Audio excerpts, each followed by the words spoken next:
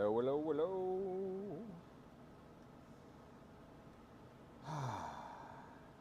Finally get to sit down. Sit down and work on a tune.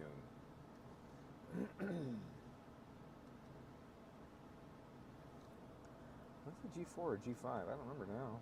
It's likely a G5. I use G5 software.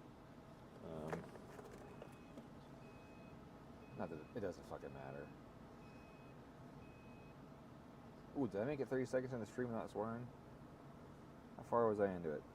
Ooh, right at 30 seconds. Okay. I might be okay. YouTube doesn't like it when you swear in the first 30 seconds. If you swear in the first 30, then you get in trouble. All right, here we go. I got that. And then I need to do this. Like so.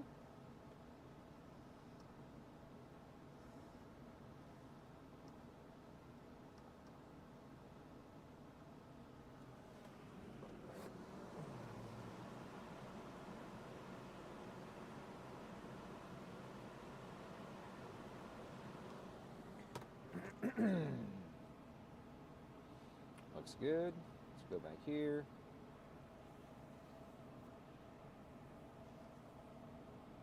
All right.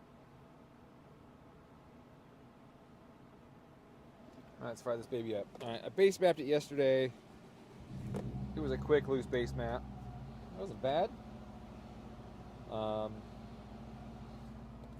Started with what Link offered for their map, and then I made a bunch of changes because I don't like the way they do all the stuff they do. Oh, that's not right. Look at that. It's not right. Let's change this. Oh, weird. It's working without me putting the password in.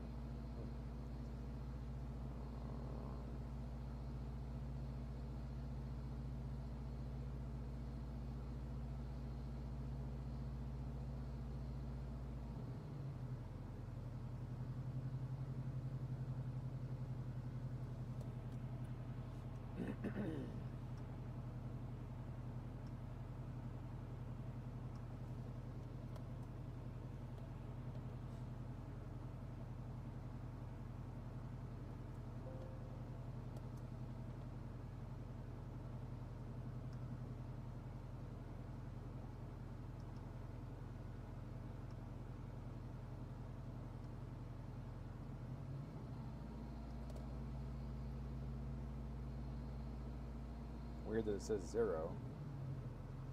That's weird.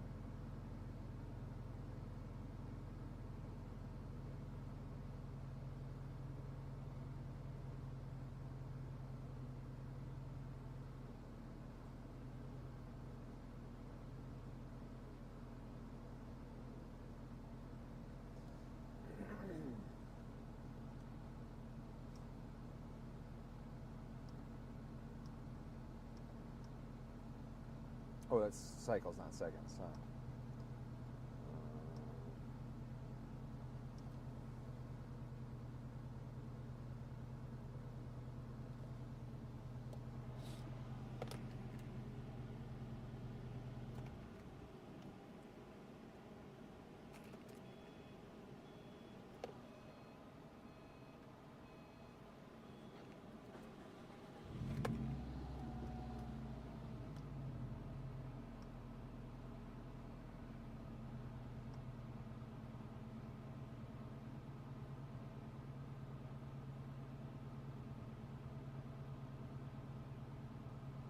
Seems alright. I can do that. That was good.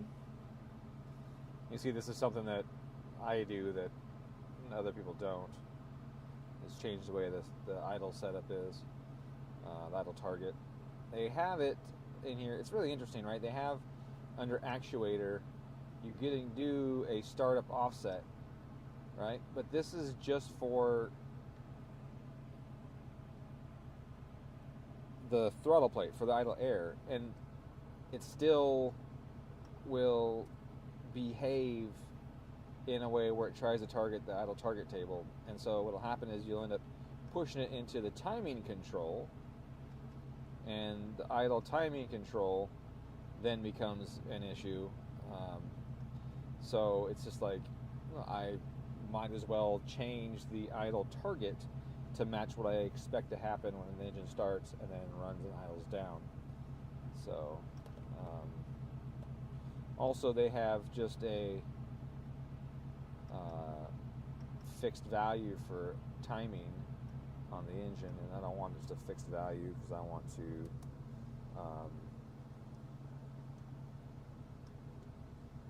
wait, where's my second axis?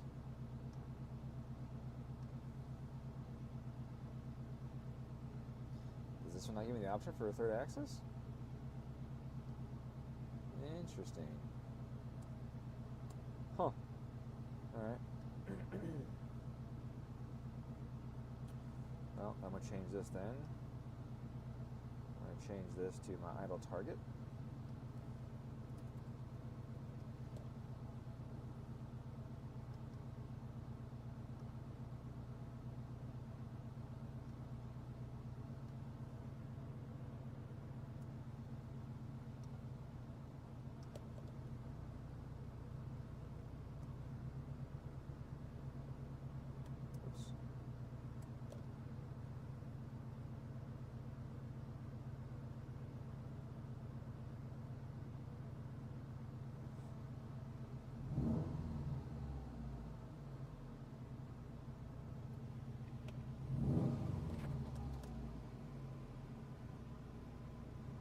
I like it.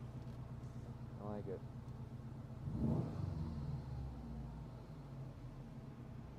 Okay. So now when I do the start, the target for timing will be higher at key on for idle target timing. See, now it's target of 1100. And fade down gently to the 900 target with the right amount of timing. Yeah, look at that. That's very nice. Okay, so that's something that's the way I do it, and you won't see that other places. And that's not a subtle brag at all. Hey Mac, how you doing? Hey Al, thanks again for stopping by today. All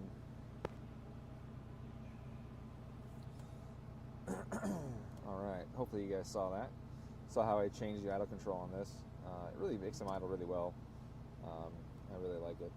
Power steer idle up, that needs to go. Okay, we got 0.8 there, that's good. Sometimes I like to bring it up when we're driving because a little bit more idle air driving is good, because when you're creeping in a parking lot and if you tap the brakes really hard and turn the wheel because someone does something, you don't want the car to stall. You know, someone pulls in front of you, a kid jumps out, all that kind of stuff. You don't want the car to stall on you. The power steering creates load on the engine, and it'll bog the engine down. Especially this one with a blowing fucking pump.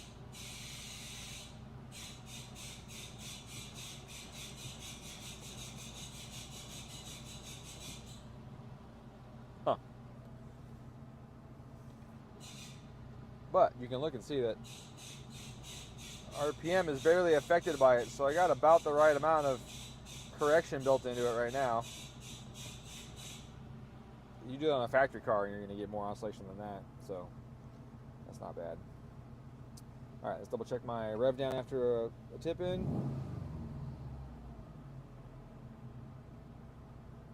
Bloop. Look at that. Beautimus. Beautimus. Okay, that is gorgeous. Big fan of that.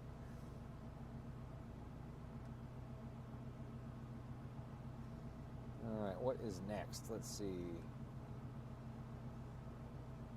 So this is the 2010 STI. We don't get a lot of links in these because Link didn't have a lot of stuff for the newer STIs until recently. So I'm very happy that we finally have one. And so here we are. They also have a weird timing on their thing. They have like all proportional and no derivative from Link. It makes no sense to me. You really want derivative because you want the engine to be stable, so as soon as the RPM starts to dip, the derivative is going to add the timing, and it's going to be instant, and it's going to be a timing amount that corresponds to how fast the speed is dipping, whereas proportional is just going to be based on the error, and it doesn't ever drive it to the goal. So I think it's really weird that they didn't put derivative in it from their base map, but with derivative on here now, this shit is rock steady. I mean, you can look at it right here in the middle. We're talking like a 10 to 14 RPM swing, you know, right now at idle, that's really damn good. And she just rock steady. So we can't complain about that at all. Boy, there's a lot of action at my house right now. Done, Dave says. Oh, sweet.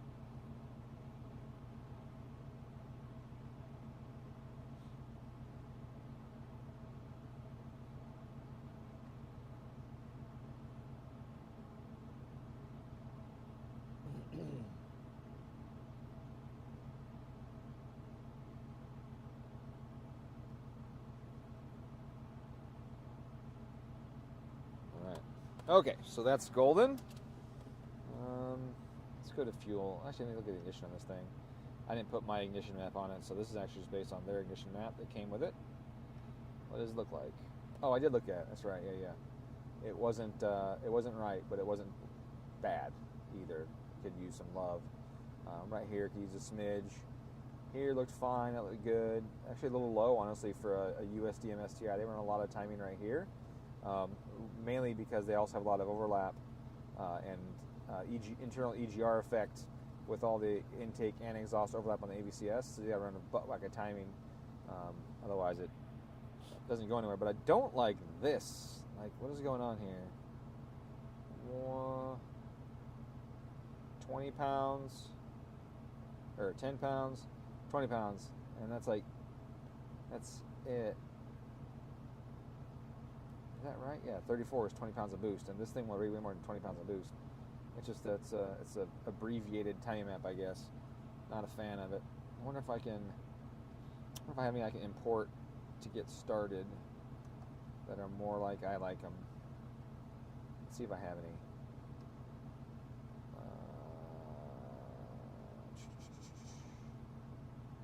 This is OneDrive. I hate OneDrive. I don't know why it's always on my computer.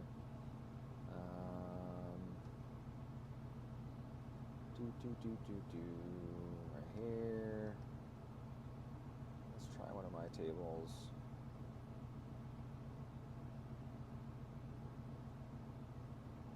This one?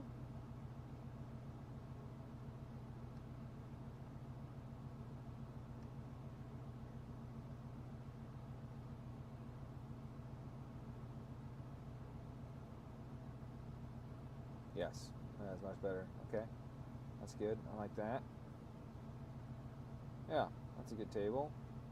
I don't know why I pulled this down though. I don't need that like that anymore. The reason that was, I think, because the other computer didn't have a good cranking timing. That was an issue I had before.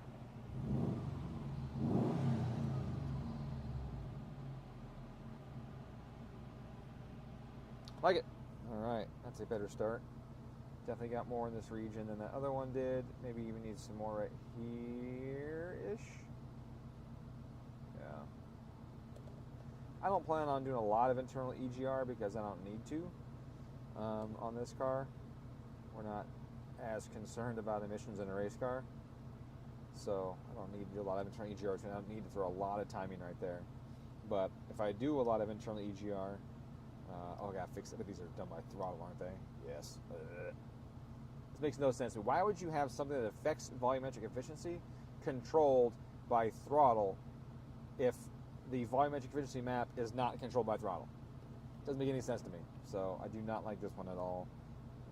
Do I have any I can import for that?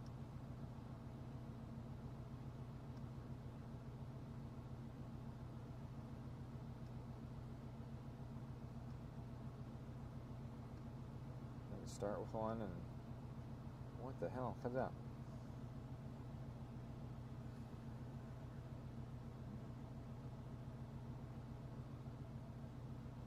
This Garris is 234. My STi. Let's try it.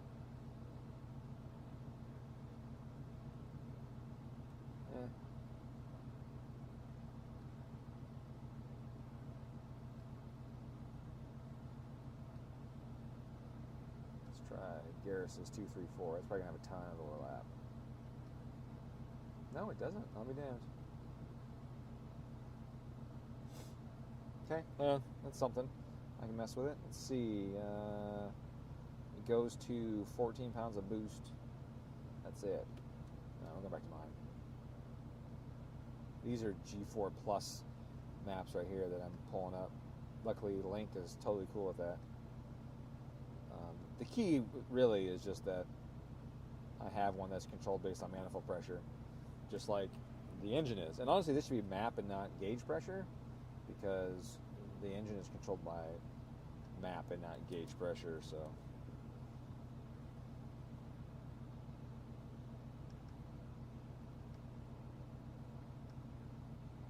like that. Okay, so now we find here's cruise. We can throw more at it. We can get right in the 30 range, right about here, and add a little more here, like this. Add another 5 to it.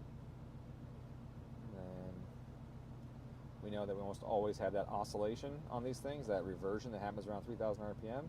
So I will initially just leave it low in that region, knowing that we're going to be dealing with that in this area here in a few minutes. And I've already done the AVCS calibration on this, so I don't need to calibrate the cam position sensors. That's been done already. I did that yesterday.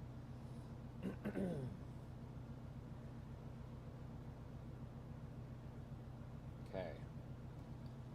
I like that. That's a good starting point. Exhaust.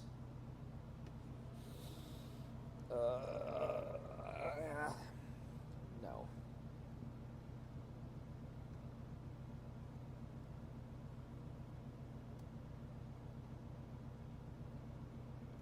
Oh, fuck around TBS again. And I don't think I have an exhaust one done, so I'm just going to write to that setup.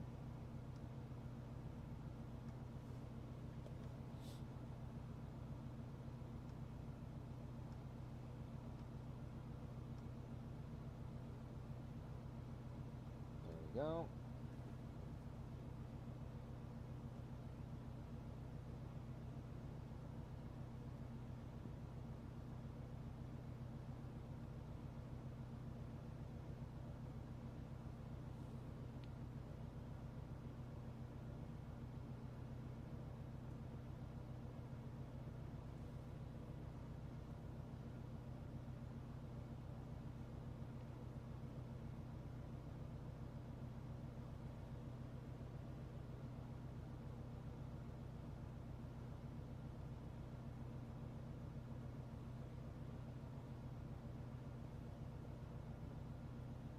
If I want to add a lot of internal EGR for cruise, then we make this more negative in these regions, and that will give us more. But we'll start there. Like that. Okay, so we'll start here. Make that 0 again. This is on stock cams, so stock cams I have lots of room to play. Definitely don't want that. Oops.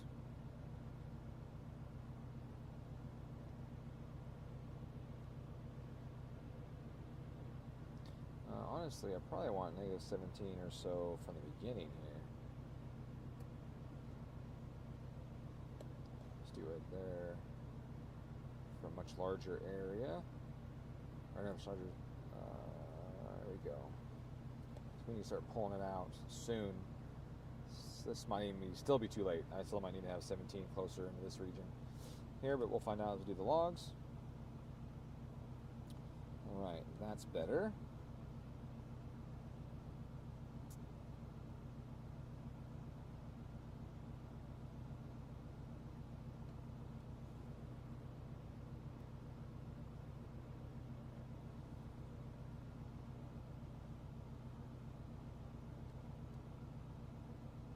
Where's my feed forward at? Is that here? 37. Okay, that works. And this one, 34. That works. Okay. Looks good, looks good. Anton, this thing is stock. Stock with a front mount. So nothing fancy.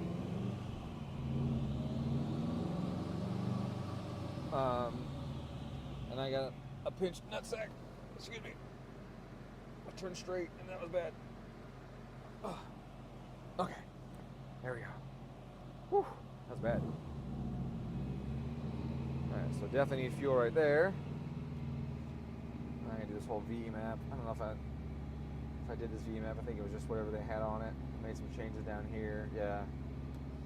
Yeah, that's obviously not gonna be the case. Oh, is this map sensor correct? Huh. Yeah, that's atmospheric pressure. Okay. That's fine. This is clearly lean as balls.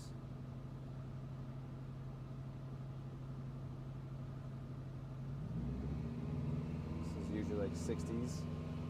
Up there is usually around 70s.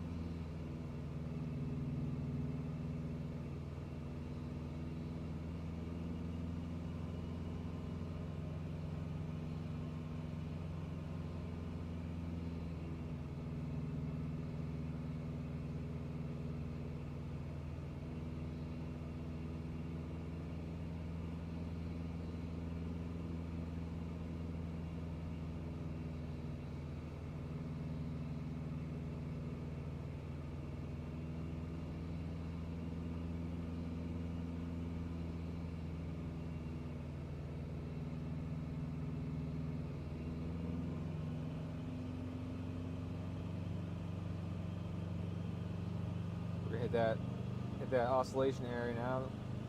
That resonance, look at now, it's really rich. At only 68. It gets really rich all of a sudden. Right at 3,000, that's always where those cams and the resonance in the manifold all play it into it.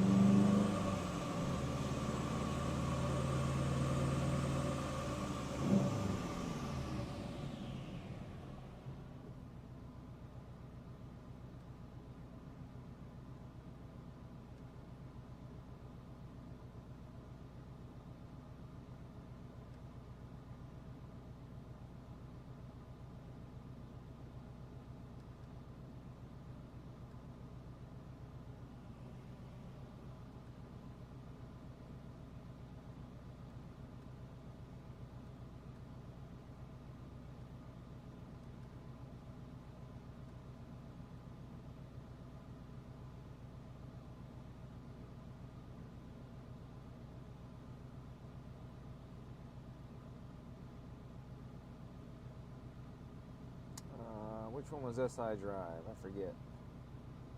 That is an option on here. Oh.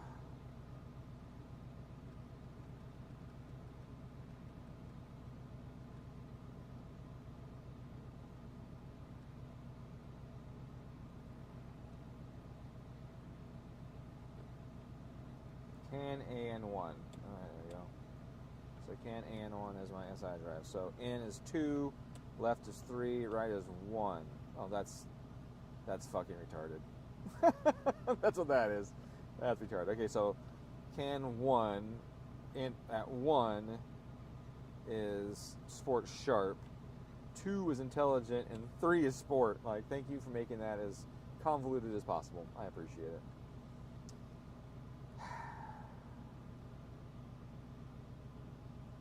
Alright, so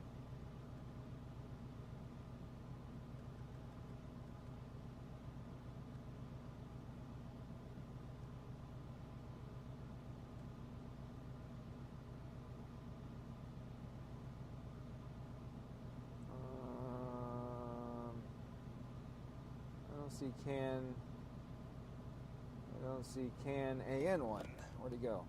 CAN DI, analog, temp. Okay, so it's not there. So I'm gonna have to do this myself. I'm gonna have to do it myself. I'm gonna do it. We'll do a virtual aux.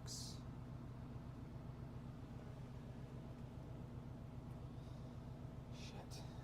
Okay, we'll do virtual aux 1 and see what that is, and then virtual aux 2, that. Okay, and then we'll go to our virtual auxes. Where'd they go? I can't see, there it is. Output. So we're going to do virtual aux 1 right here. Function on. Wait, let's say test on. On, off. Like that. And then aux 2. Want that to be off on, like that. And then we go to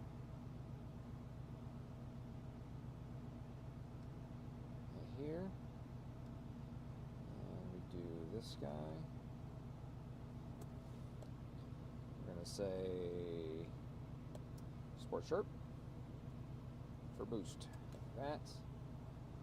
And then our output is going to be aux 1. Oh no, aux 1 is table 2. Oh yeah, so we want that to be aux 2. Oh boy, that's convoluted, but okay, we'll do this one. Oops. Yeah, that's right. Not that. Yeah. So aux 2 will be table 3. Okay, and then the logic, condition 1 only. No delay. The switch will be CAN analog 1 is equal to, was it 1? I think it was 1. Then we'll save that. Okay, so now we'll double check. We go to our boost and turn this to sharp. There we go. Look at that. DC3, target 3, active. All right. We go to sport. Now we're on 1. This is on 1. So we have to set up the other one. So I want map 2 to be sport. So that's virtual aux 1. So we'll do this. Back to GP. GP5. This is virtual aux 1. We're going to call it Sport Boost, like so. That's condition 1 only, and that parameter will be the same thing, but a different voltage, a different value. CAN analog 1, and that's going to be equal to, that was 3? Is that what it was? 3? think that's correct. Save that. Okay, so back to our boost again and see if that D is working correctly now. Okay, right now we're in 2 because that is in sport. That's correct. We'll push it down.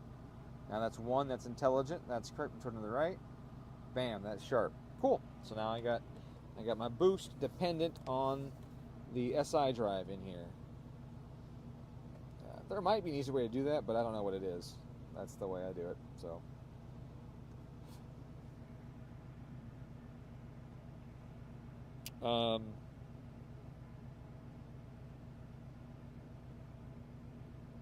Yeah, okay, that works fine. Does it have traction control on the can? Let's check for that. Does it have a traction control switch?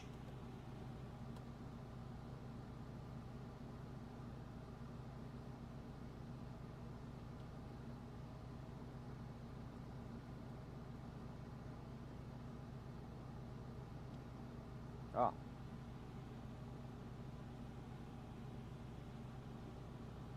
Okay, so the green one, nothing. But the full-on orange mode we have. Okay? So we keep that in mind. So now I know the traction control, if I put it in green mode, nothing happens. But if I hold it for 3 seconds, now it's active. That's the yellow mode. I guess in the newer cars they call it track mode and whatever. So I know now that I can hold that down and I'll get an output on CAN DI1. So what do I want to do for that? I think I use that for launch control. I think that should be launch control. So CAN DI1 active is our launch control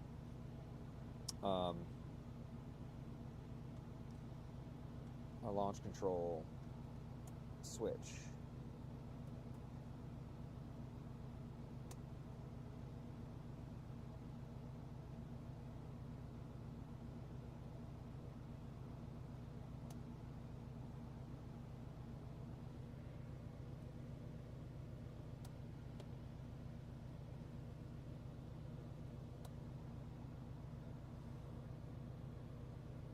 We'll allow it for as much as, we'll say, 6 seconds. Max is 5. 5 seconds it is. Field trim table. I do want that to be on, and I'm going to do it based on the amount of time that we're in launch control. So as it ends longer, it will add fuel to cool things down. We're going to want that. Eventually we'll set all this up. Mixture activation. 80%? I don't know why you want it so high. I feel like you want it lower than that. I'm going to go 70. Maybe even lower than that. 4,000. Nope, we're doing that because we're doing this. We'll do 2,500. So the activate, launch and trim. So I'm going to change all that. That's not. Yeah, I'm going to change all that stuff because that's not going to be. That's later. I got to finish the whole tune. I just wanted to get that set up and make sure that that works so that when we go to do it, motorsport. Gear shift, anti-lag traction, launch control. Status inactive. Okay, so now I'm going to turn it on.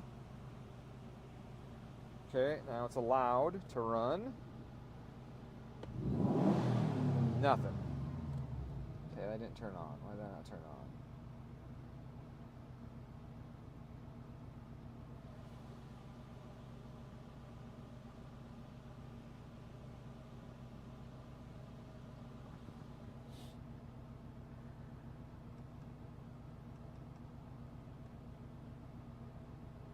It says here launch active right there. So change that to launch control active. So it didn't go. Why? I gave it enough RPM. I gave it enough throttle.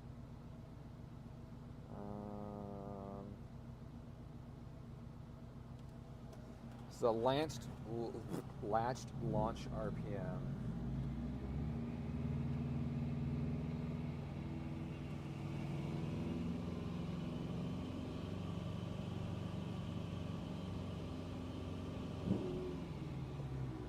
Okay, it does work. Cool. Now it's not set up right, obviously, but I know now that I can make it go active like that. Perfect. And if I turn it off, it's gone. All right, perfect. Cool. So I got that working. I like that.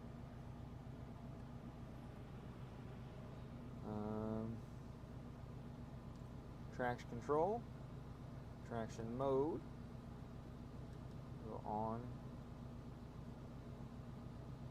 Yep.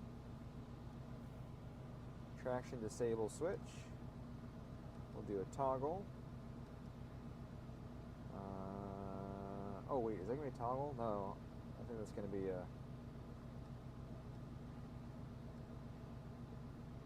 I think that might be momentary because it's gonna say active. I think that's what we're going to see. I think I got that backwards. Off RPM lockout.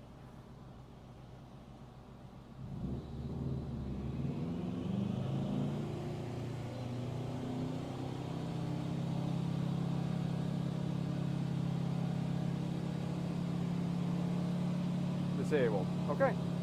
That actually works. Turn it off. Okay. And again.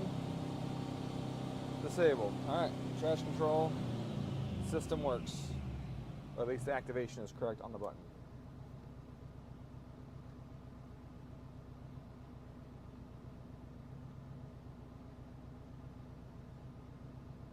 Alright, save that.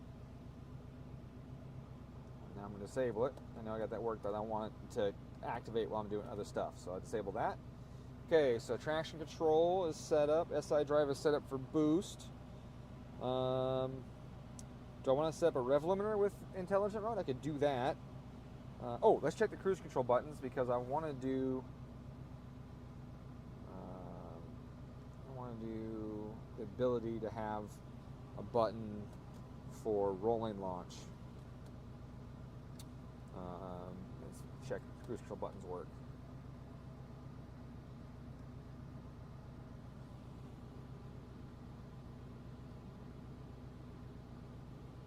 Seeing there, or there, or there, or there. Oh wait, this is a 10, so that's not on CAN. That's going to be on regular stuff. It's going to be a regular analog on that. Yep, there it is. 11. Okay, that works. That works. That works.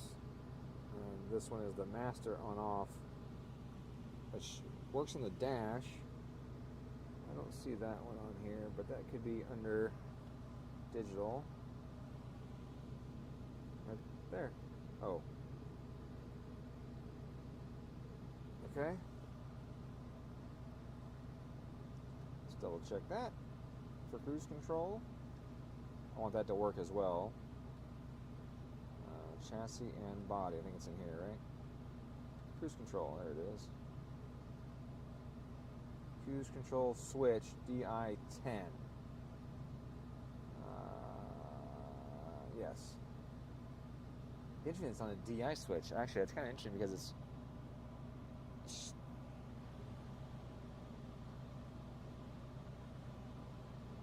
No, it's not DI10. It's analog.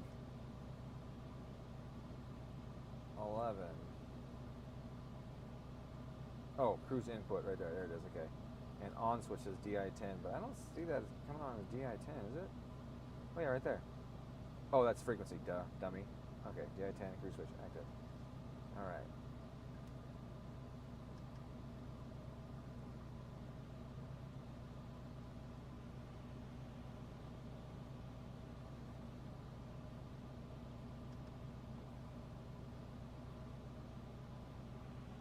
Okay, cruise light is on, cruise is active, cruise light is off, cruise is inactive. Alright, perfect. Got that working. That's good news. Uh-oh. Now it's backwards. I hit too fast.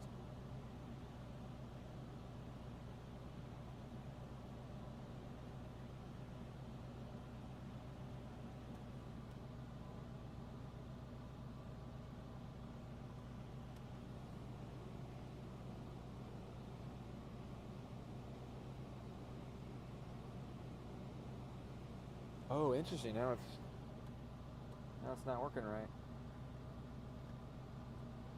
I think I should have pull-up resistor on. Maybe not. We'll see. Yep, it should be. Okay. So why is it doing that? Is it because of the input latch?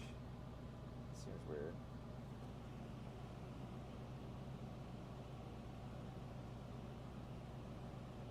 Yeah, definitely need the latch.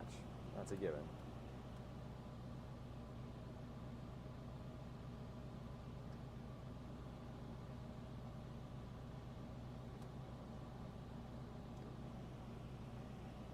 Okay, now it works again. But the cruise light doesn't come on the dash. Oh, weird.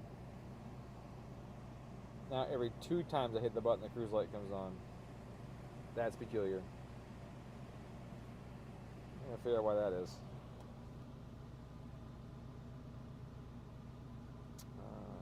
Is cruise light controlled by the ECU?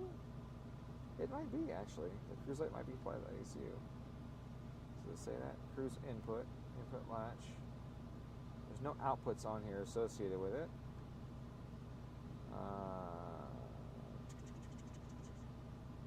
Engine fan 3.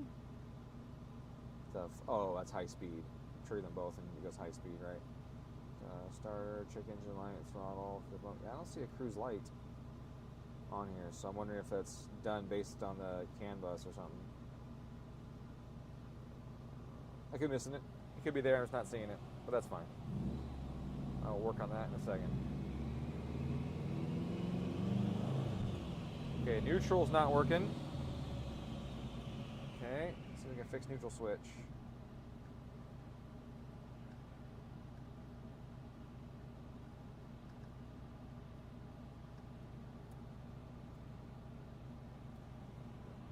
Okay, neutral inactive.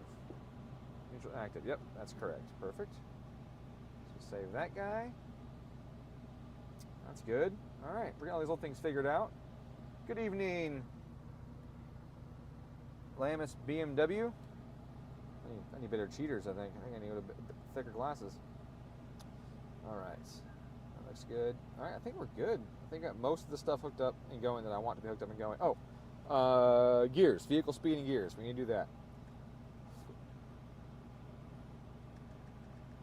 Where is that at? I guess I'll just do configuration then and go down here to chassis and body, gear detection, RPM, 6-speed number of gears, ratio table is filled out. Let's see if it's accurate. Where did my gear go? Did I miss it? Miscellaneous? There it is. Oh. 1, 2, 3, 4, 5. Not 6.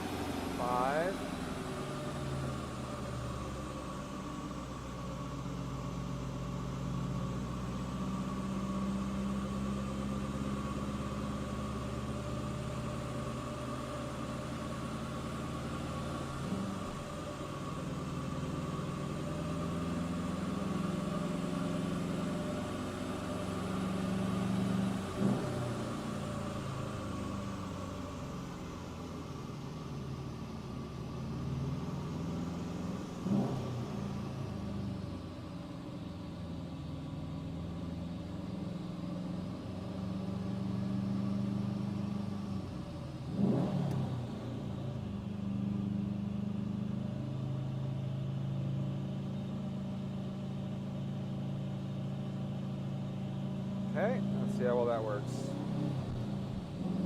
2, 3, 4, 5. Kind of too far apart.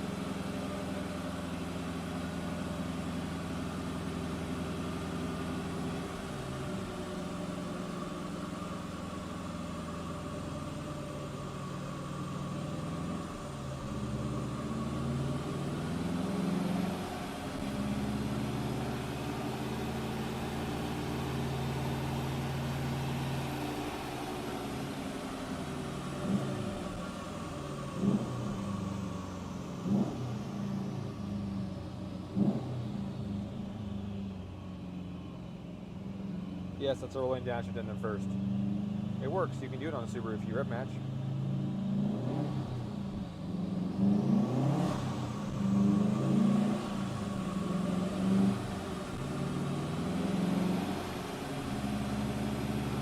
Okay. That's good. That works.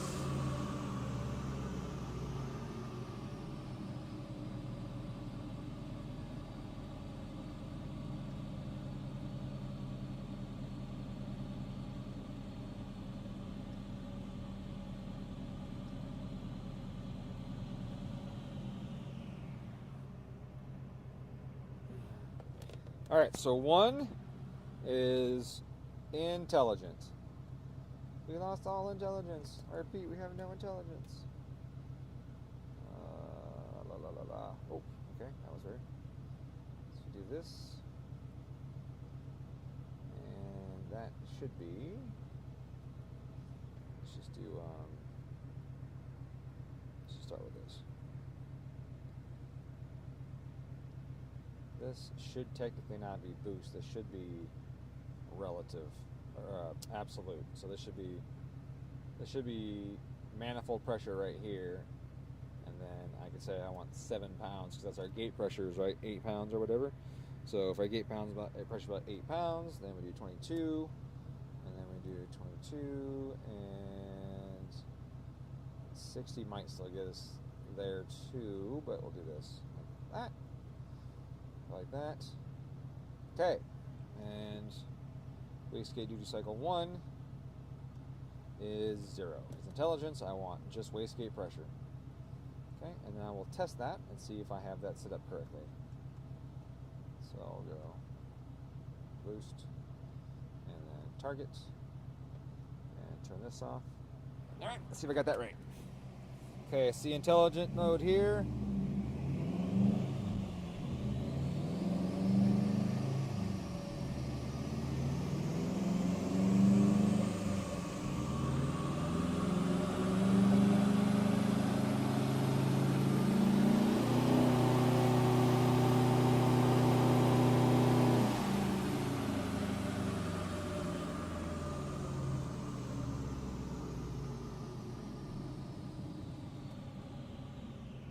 All right, so we can see here the map did go to 20, which is about what we expected, around 7, 8 pounds. That's just over 7, I think. But our target limit to 18. Well, that's weird. Boost 1 target, right there. Oh, on the 40% throttle? Really? On the 40% throttle? Huh, maybe I did. TPS main 40. Oh, I never calibrate TPS. I bet that's going to be an issue. Let's do that. I'm like, I thought I gave it more than 40%. I never calibrated that.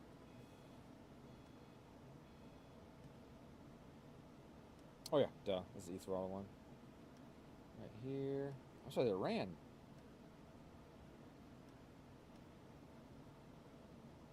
E-throttle mode. Setup mode. Okay.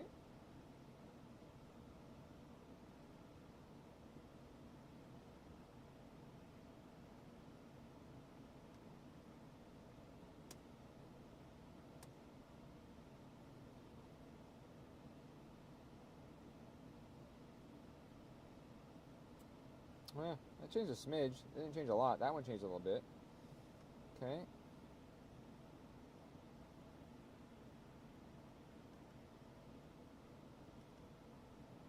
Calibrate the sensor, yes. Press pedal down. Okay, hit next. Release pedal, hit next. Those changed too, yeah. Okay. Alright, that looks good. Go back to E-throttle here, put that back in on. Sort that again. Go to my feed forward table. That's not shit. I want that better than that.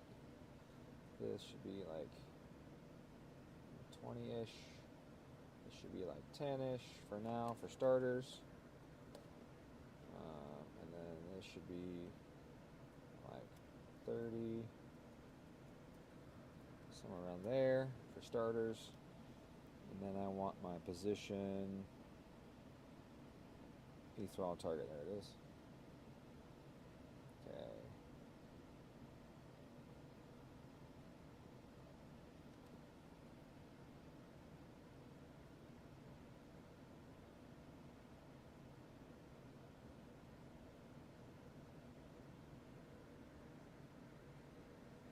All right, let's try it again. That did tell us, though, that, well, we don't know yet. We'll find out what happens. Let's see here. All right, I'm still in intelligent mode.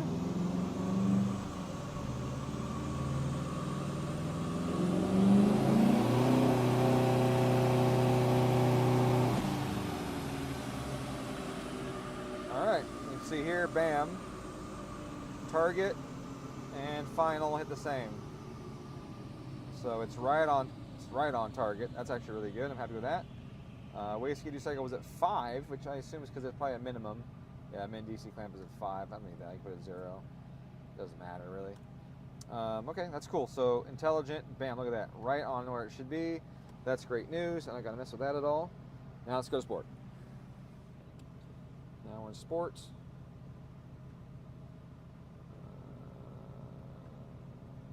Boost control, target 2. Let's just go to target 1. We're gonna export to clipboard. Target 2. Import from clipboard, like so. Okay. And now we're gonna say on pump gas, on a stock turbo, on sport mode, which is definitely spicier than that, we're going to say 13. Let's go 13. 13 sounds good. Okay. And I'm going to go here, like so. Go like that. And then it's going to fade by a red line. We'll say 11-ish, maybe? Oopsie, too far. Do like that. Like so. Add a little bump right here. Like that. Okay. So that's target 2. Wastegate 2. Oh, I don't like that at all. What's Wastegate 1 setup? Based on Wastegate 1 is all zeros. I didn't even look at it. Boost target. See, I like that. I always want my wastegate based on boost target. That's just the way I do it. I don't like the way some other people do it. I always want it based on boost target. So we'll go to 2. And we'll paste that guy. Like that. And now our boost target is 27. At the highest point, so right here. That's going to be, we'll say, around 50. Somewhere around there. We'll find out. And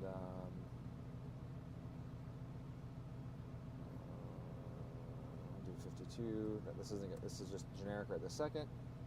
The boost target for this wastegate duty cycle, in theory, should never be this high, right? Unless I add some trims somewhere, because the highest I have, boost target number 2 is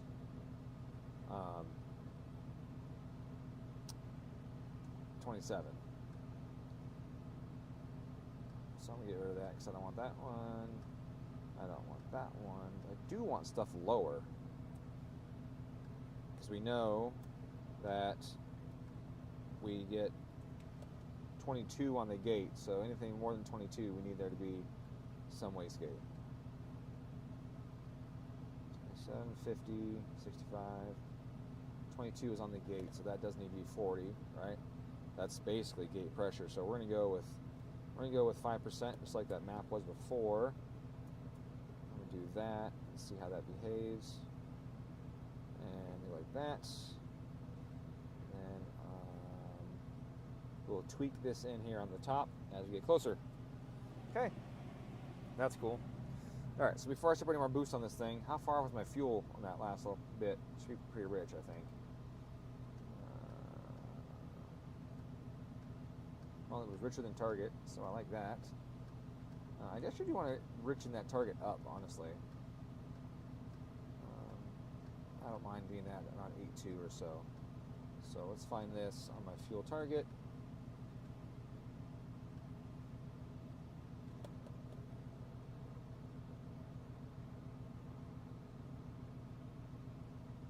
Ooh, that's a lot more fuel. I want on 8.2 on this one. There we go, like that. That's better. Save that.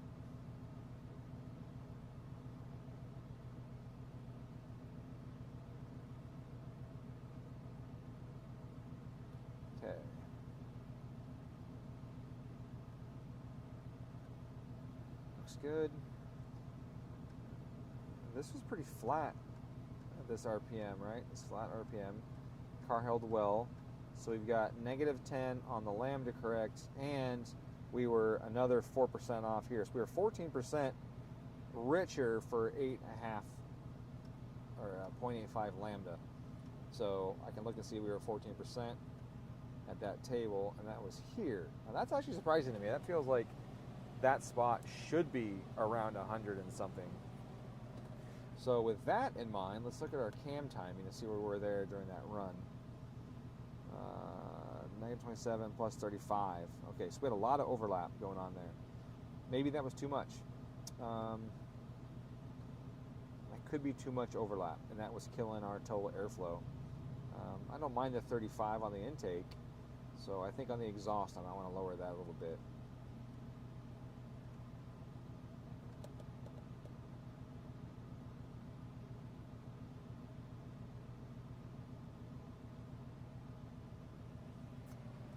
I don't know.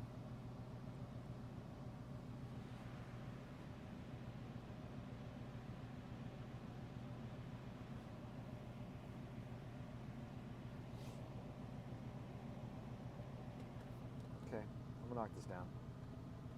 Let me go with this one.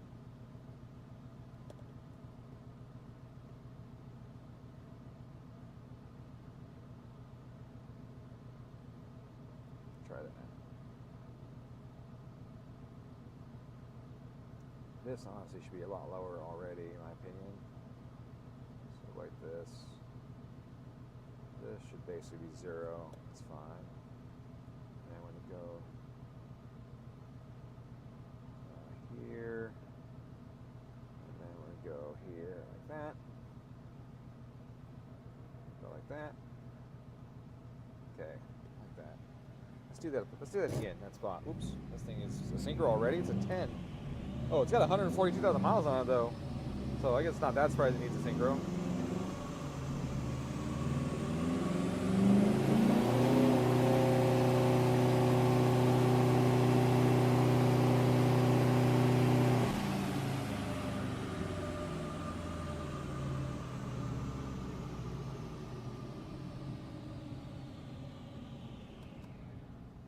Ooh, that richened up even more. So I went the wrong way. Look at that. That richened up a lot. Wow. Okay. So because we're in that zone, and I've talked about this before, when you're at a positive delta and your back pressure is less than your boost pressure, you increase your VE a lot. And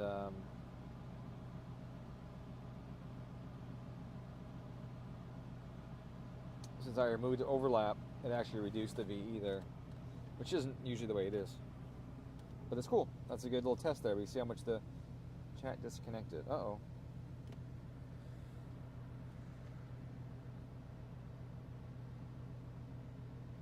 Huh. Is there an internet issue? It doesn't say I have any dropped frames. That's weird, but it says chat's disconnected and then reconnected. Maybe YouTube service had an issue. Okay, back to what I was doing. So we noticed I changed the VE by changing the cam timing, and that was a big change. That was a good 4%. That's a big change. Let me put some back in it then.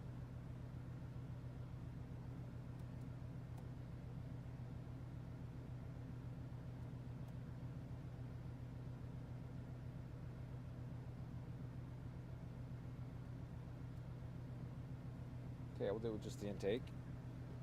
And then, I'm going to double check the exhaust. Where are we at? Oh yeah, because I didn't change the exhaust. I only changed the intake on that last one. Okay, let's see where that goes now.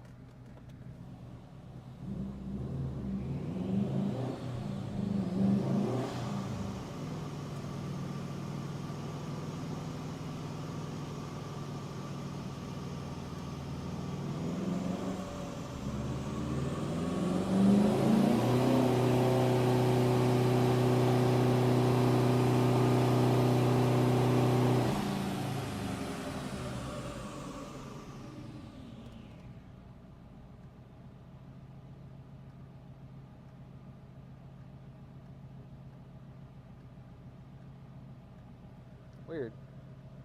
It barely changed.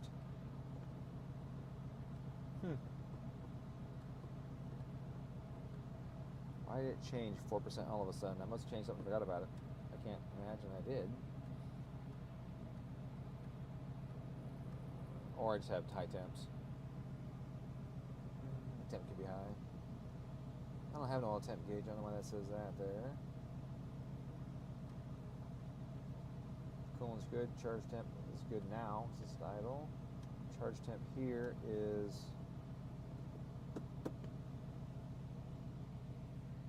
Where'd it go?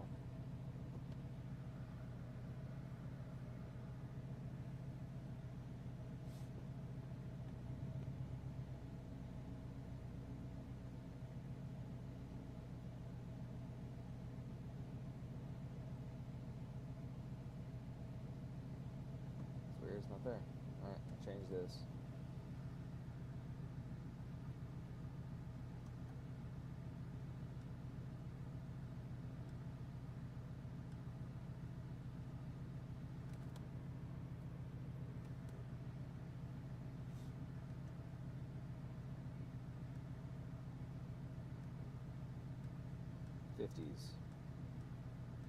Okay. 50s it is.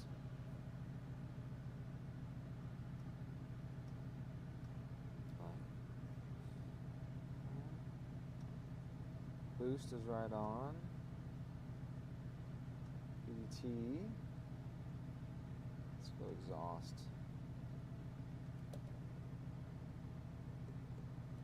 Let's go to 30. That's a ton of overlap now. It's a ton of overlap. I can't imagine it would be good to have that much overlap as far as overall volumetric efficiency is concerned. But only to find out is to do it.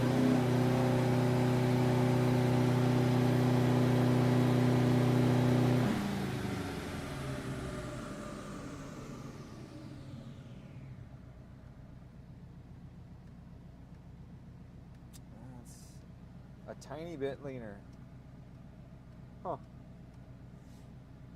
Okay, well, let's go the other way on the intake. Let's do this again. You know, I can change this real time so you can see it. Let's go to fuel tune, then bring up my inlet like this, and then I can lock it there. We can watch the air fuel and the correction, and I can change the timing.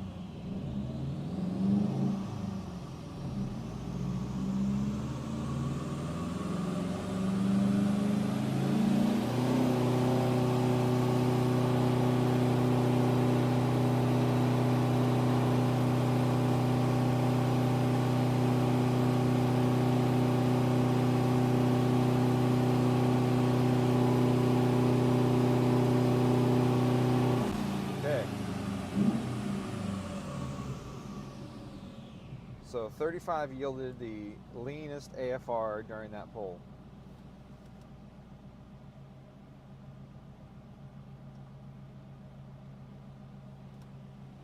Let's give it a second to cool off. Oil temps are tied to engine temps right now, so I'll make sure I don't smoke the oil unnecessarily.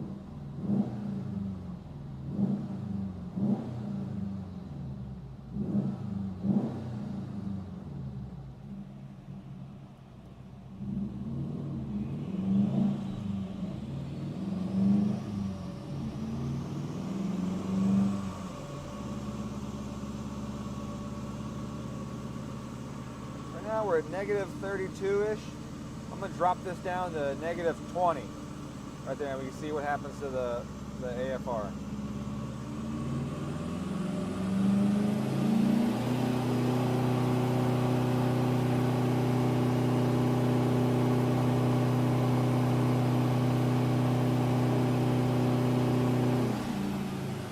It got richer, right? So we know it definitely wants more than negative 20.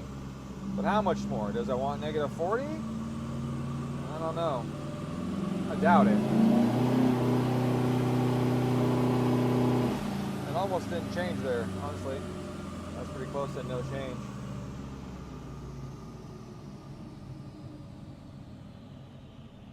Usually right around negative 30 is about where they are in this lower RPM range here.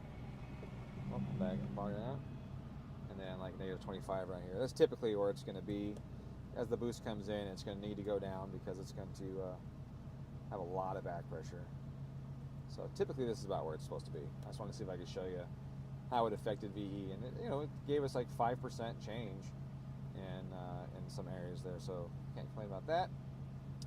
Let's go back to fuel and go back to fuel table like that, and we're still in this 103 being too much. That still surprises me, honestly. I really think that should be around 103. So I should look and see if there's anything else I got set wrong in here before I continue with that. Now I know it's not going to be a low pulse width adder stuff because I'm well outside low pulse width adder. The engine displacement, 2498, that's pretty close to what it is, within a couple cc's. Base fuel pressure is correct. Base fuel, or fuel density is about where it is with our pump gas. But that will drastically affect it. That density could be too light, and it might actually, it might be closer to 7.5. And so what this will do is shorten the injector pulse width and lean the car out, because it's going to say it's getting more fuel, or more air, it's getting more fuel mass per unit of injection time, so it's going to shorten the injection time up. Now that created some trims at idle, which is okay, and that will actually lean out the air fuel up top. So if you go from 7.3 to 7.5, let's make no other changes real quick and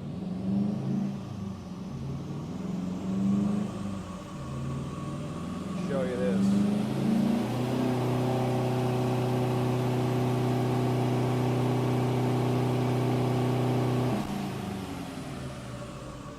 Check that out, 8.2. Look at that. Lambda, 8.2. 8.1, 8.15, 8.15.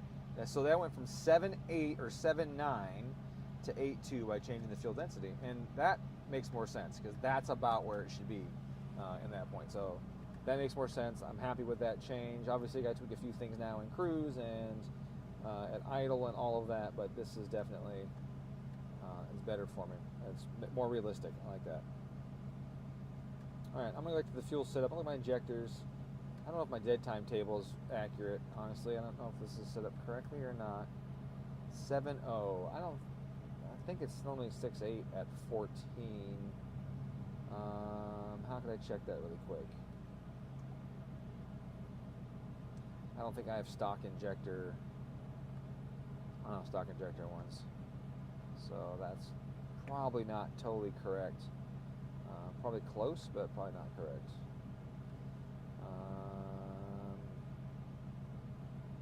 What else can we do? Short pulse width adder. I need to pull those tables up too, honestly, and see where that's at. Make sure those are correct for the idle stuff.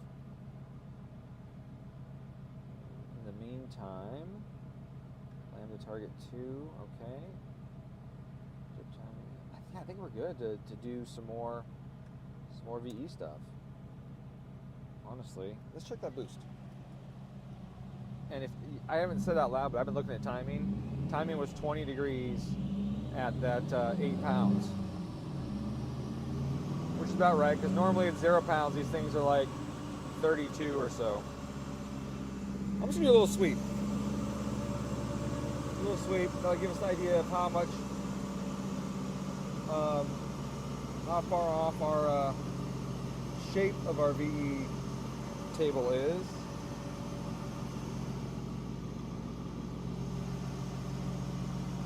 A little vibration in the drivetrain here.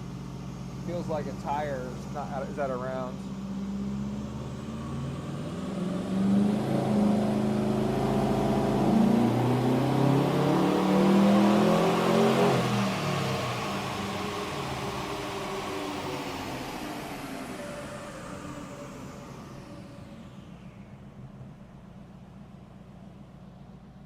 How did I go? I didn't set the tach on the dyno for to do that. 55, and that says 47, so I definitely got that wrong. Why is the power so high? What's going on? Well, I guess it was 55, not 45. Oh, duh. So everything's screwed up. Everything's screwed up. Let's fix that. Let's go back to speed. Set the tack. It should be 3750. What's that say? 3250? Should be 3750. Yeah. It's about where these STIs are, as long as their tires aren't a way different size. So let's double check that.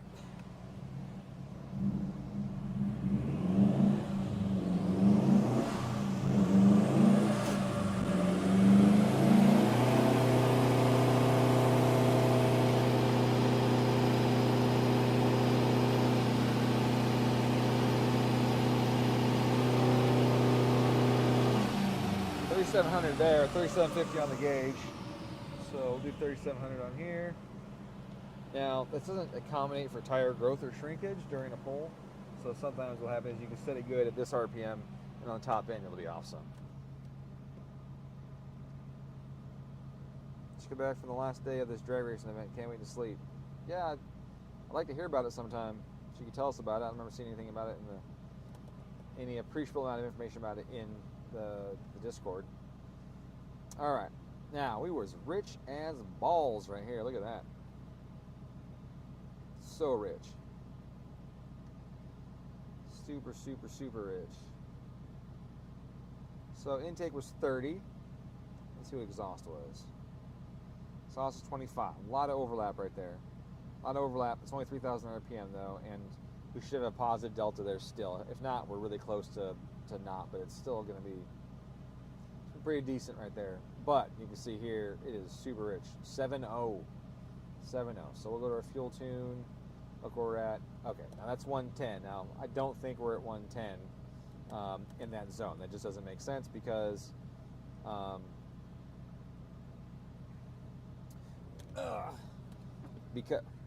is this fuel map different? I could swear I changed this. Because we're going to be, like I said, we're going to be near that negative delta to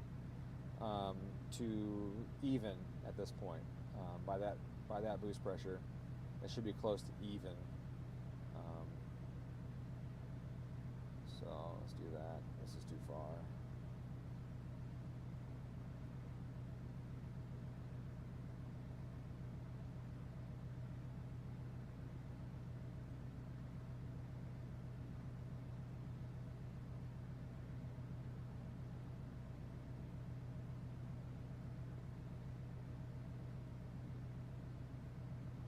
So something like that will make more sense. And let's go up to where we were at the 8 pounds, which was right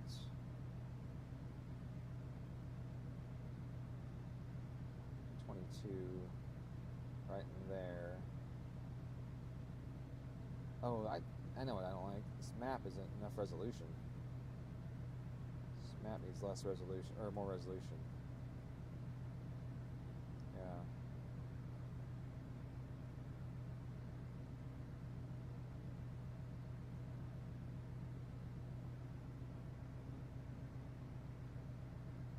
More resolution on this map. I don't like that.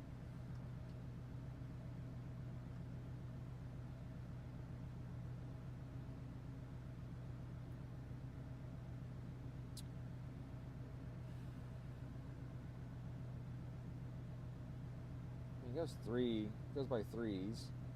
That's not terrible, but I have all this room. I need to add. That's a given.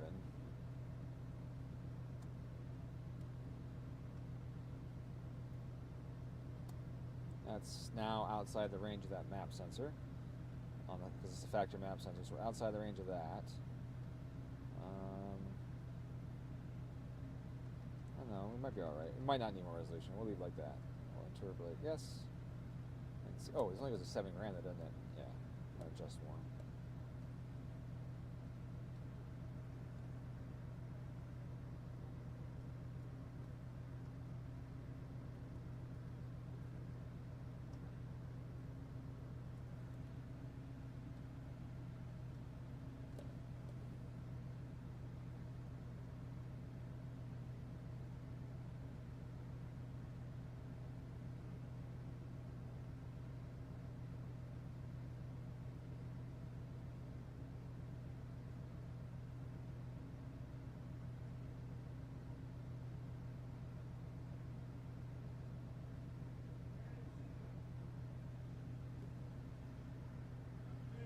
You too, man. Fuck yeah.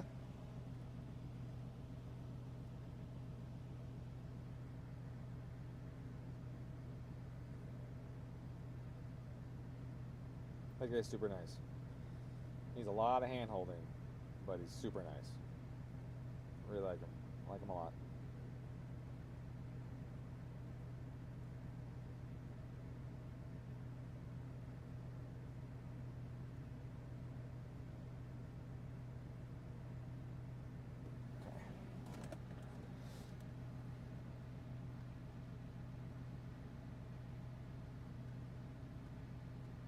Stupid rich up until here, and it's still pulling 10% fuel out. So that should help what we just did. Should help quite a bit. All right, let's check that timing again, make sure it's not too aggressive or anything. 14 degrees at 3,000. Stupid rich, and basically 15 pounds of boost. That's not very aggressive. That's not bad. It should be all right. Just go to the ignition map though and take a peek at it, see where we're going, and see when I add some more how far it's going to go. Okay, so this goes up by 3 pounds again though, right here. So 3.3 basically, 2.9, and so if we add 3 pounds, we get to 17 pounds of boost. It's from 14. Let's go down to 11. That makes sense. Yeah, a lot of cars I hear will do 20-ish on pump, and we'll be here in this 10-ish range of this RPM. Nothing wrong with that. And our ramp looks pretty sufficient. I think that's a good spot. I think this base timeout that I put in here was good. Okay.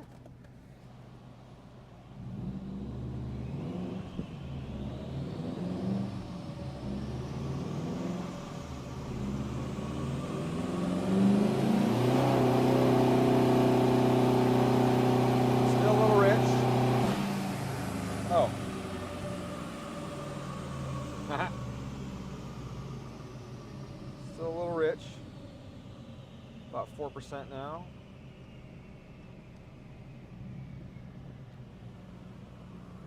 That's supposed to be a sweep I had on speed hold because I changed the tack after that last one. Alright, let's do it again. This car's got a front mount. I want to add that in case you guys didn't hear that. So we're not soaking down a top mount. Oh shit. I don't think I changed the intake air temp sensor calibration to be the Bosch. Double check that. I mean, it's not a huge difference in calibration. I may have. Let me just double check. Oh, yep, there it is, Bosch.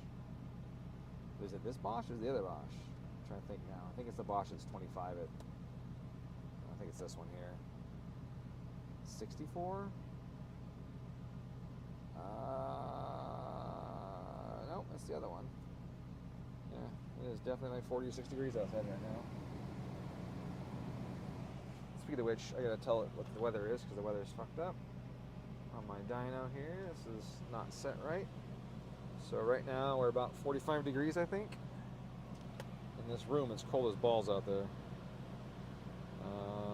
49 on my phone. Okay. So we're 49 on my phone. It's wet, so it's high humidity. 49, like so. And our pressure's gone up because we had a high pressure zone today. 77. That might be low, but that's close enough. Okay. And yeah, I think that's it. That's good. Start speed is high because that was the other car. So bring this down. It's either going to be 40 or 45, I forget. And this should be 120, I think. But we'll double check that too during the poll. And what else? I think we're good. I think we're good. I'm kind of concerned about this intake air temp though. Is it the 46? That's colder than what it is outside right now. So I'm going to say probably not, but it should have. But the other calibration was too high. It's an NTC, I know that. Let me go touch the pipe, see how the pipe feels. Oh.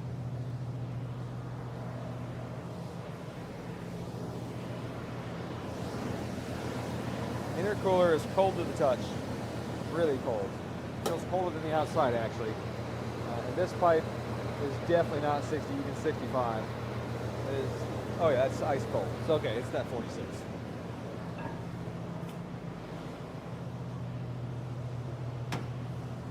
It ain't 64. It is definitely colder than that. Woo! It's that one, so I had it right the first time.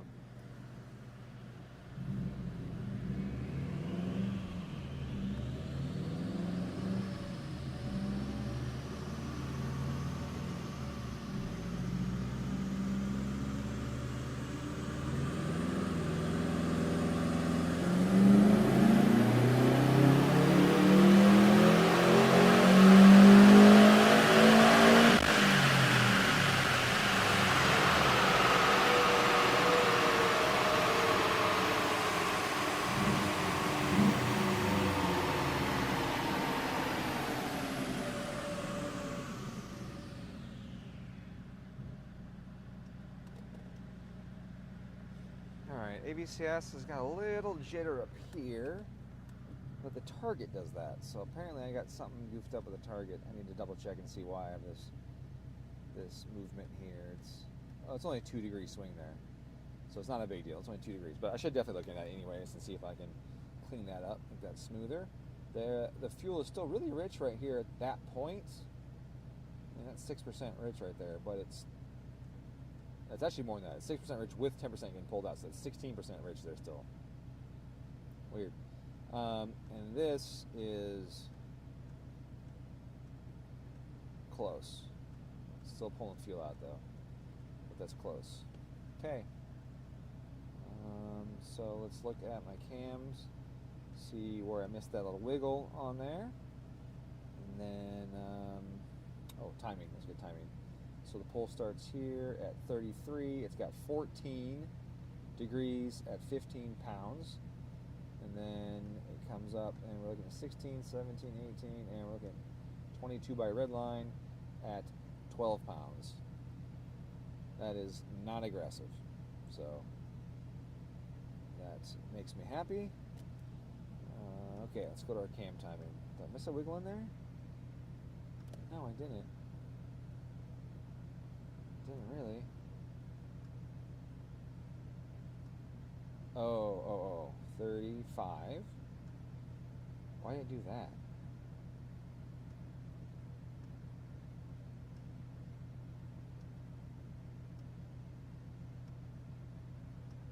It's kind of, oh, I wonder if the boost is the boost wiggling some right there?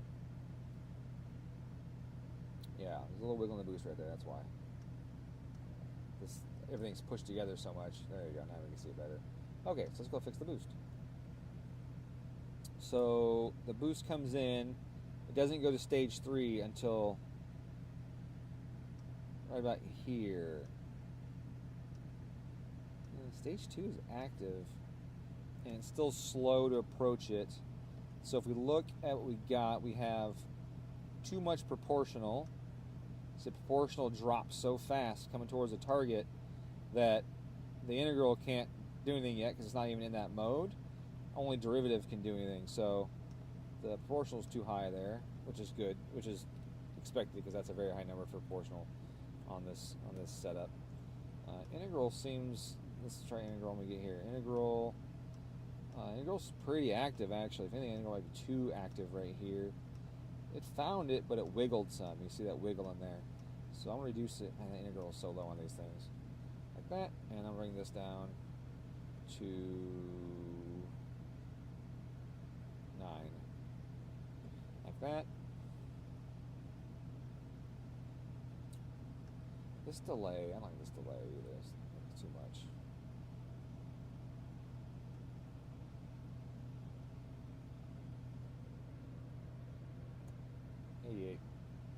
Take me to the future. Okay. Now, our percentage during the pull is 23. Huh. 23 is all it took to get this much boost? Wow, that's impressive. And that's with -8 because of temperature, and we're 0 on the trim. For gear, we're 0 on that. Okay.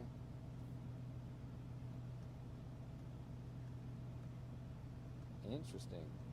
So we're way too high on the duty cycle right for here.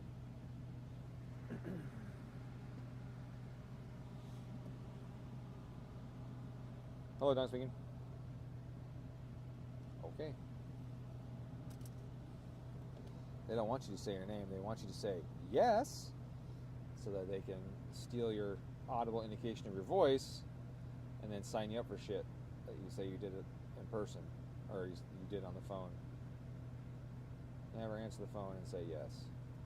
Or if they say, "Is this Dominic?" you don't say yes. You say, "It is," or "What can I do for you?" There's some crazy phone scams going on right now. It's really crazy what they're doing. So 23 to Redline is holding that boost target. Man, that's really surprising. I'm going to leave this at 35 though, because 8 is being pulled away from cold temperature, right? 8 is being pulled from cold temp. So if it gets warmer outside, we're going to want to be able to have that duty cycle added to it. And so 8 on top of our 22 is 30, and that's going to be at around the normal temp, and if it's even hotter, we're going to have to do more. So we're going to let it do what it needs to do to get there. But man, that's really surprising how well it's holding. I wonder if it's got, I don't know. That's surprising how well it's doing controlling a boost like that.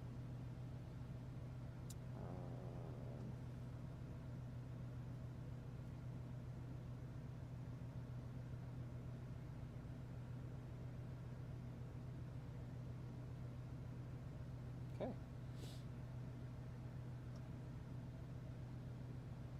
Fuel was what? Fuel was closer, still rich. But we got this wiggle. I'm going to get rid of this wiggle and see if it's adding any acceleration for some reason. It shouldn't, but wall wetting might.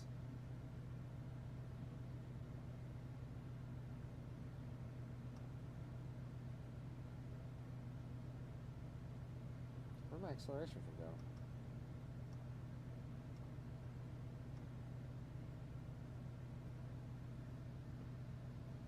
I don't understand where my desktop went.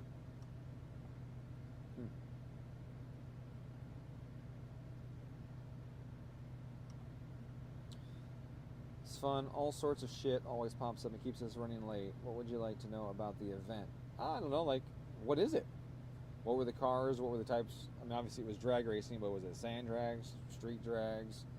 Was it a prep track, an unprepped track? What light were they doing? Were they doing pro trees, or, you know, what's the regular boop, boop, boop, standard tree, what it's called, that kind of thing. Hey Mark, how you doing? Man, I get my ass kicked by that freaking printer today. I could not get my PA6 GF to freaking stick to the bed. It would lay down, and then within like 30 seconds, boop, it peeled up off of it. And the profile for that stuff had the bed temp at 100 Celsius. And I don't even know if the aux fan was running either. I feel like if the aux fan was running, it would have been bad because it'd cool it off too fast and suck it up. So I'll have to double check that and see if the aux fan was running, but I cannot get that stuff to stick. You have to try a different adhesive promoter on there or something.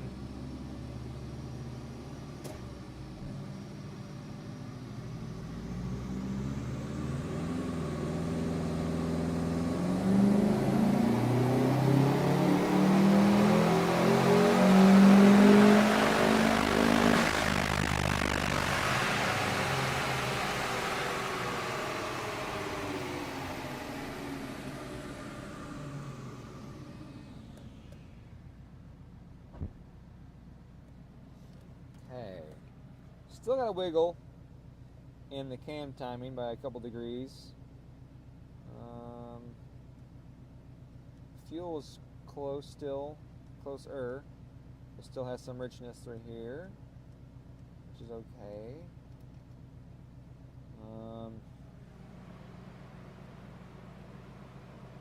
Made less power, but some of that's going to be because it sat for so long.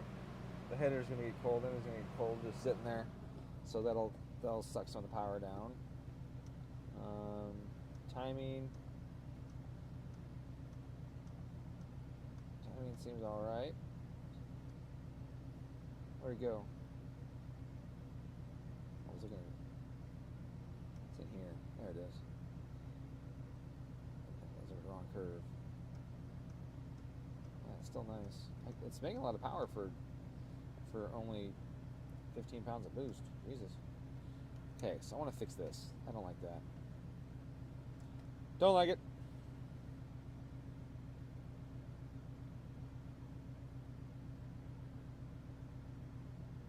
I mean, that's 2.9. That should be fine. I don't understand. I'm gonna go 35 here and let it come up, wiggle in here, and then fade away through this area.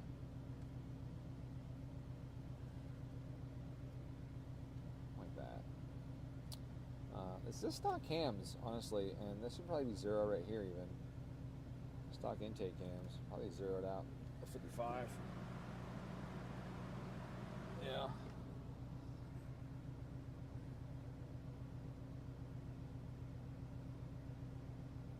Higher load here, 0 at 55, yeah. That'll help. Okay, so that should help with the wiggle. Comes up. Again, where does it see? It's right here. 25.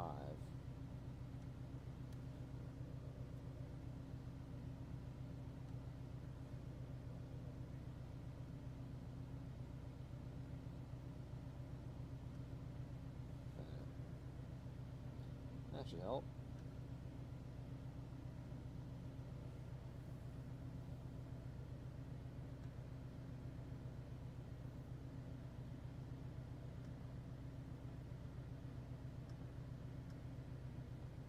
Austin, take you both working.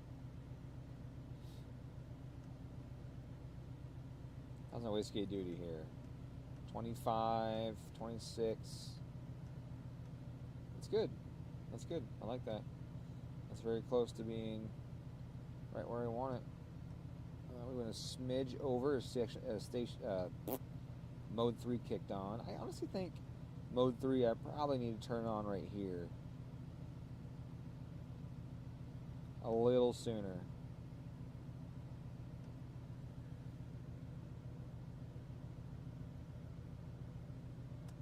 Like that. And that should help. Okay. Save that.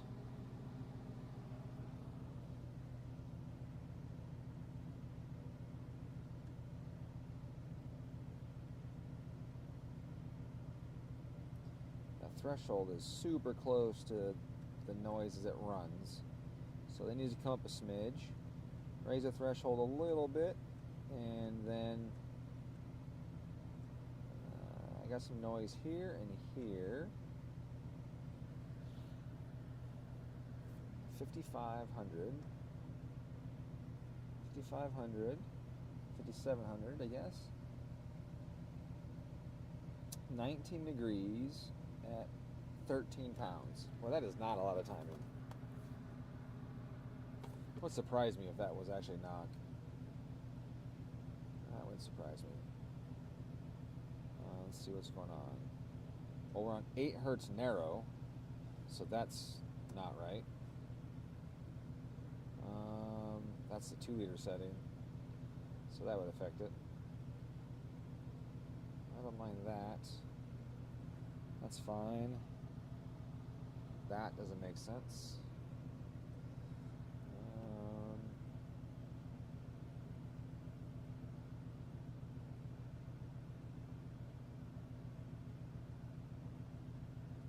Okay, let's try that. See how that goes.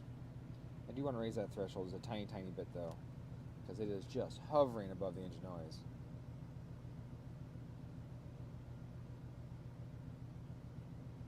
That's 3, so like 2.4 probably. That looks probably better. 2.4. Yeah.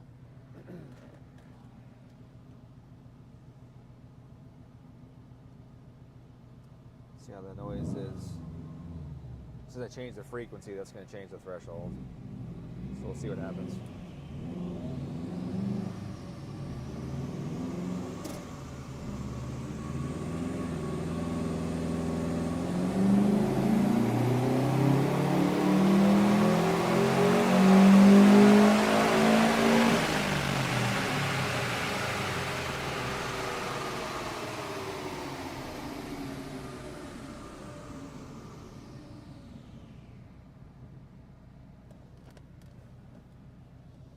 Okay, so that is cylinder 2 that got noisy there, and cylinder 4 that was noisy-ish through here.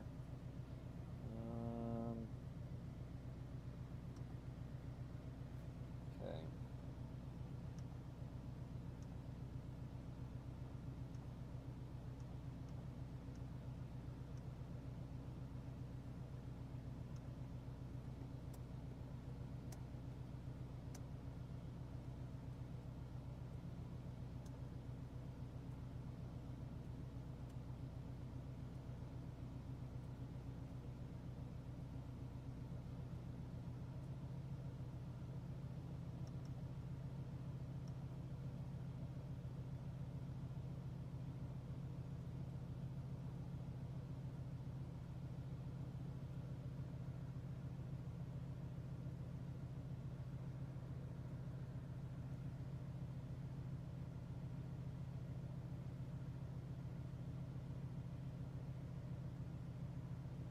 Really, it looks like 2 and 4 louder the entire time, so a little less gain on one of those would probably be beneficial, honestly.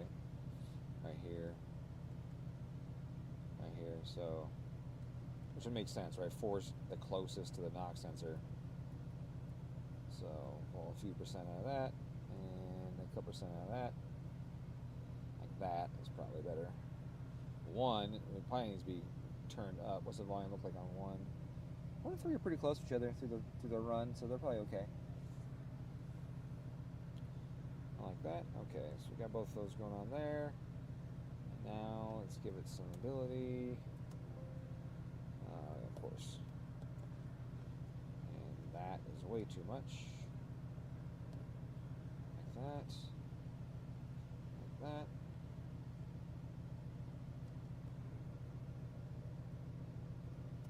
Like that.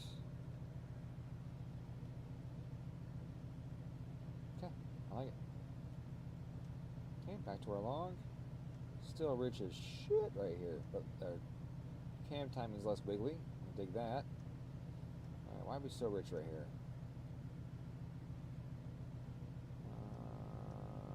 Oh, our lambda didn't work right there. Look at that. Map delta. So the boost came in so fast that it didn't pull the fuel. And it's not pulling 10%, so it's only 10% off right there. Okay, only 10, I say. I was like, wow, it's only 10. It's 10% off, so let's go to that spot.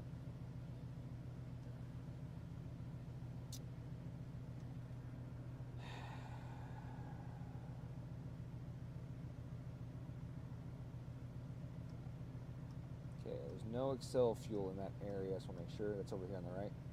Make sure it's not tripping the Excel arrangement. It's just weird that it's so close right here and then so far off right there. It's 100 and something like I would expect, and then right after it here, it's 10% too much. I just find that hard to believe, so I got to figure out why. It doesn't seem right.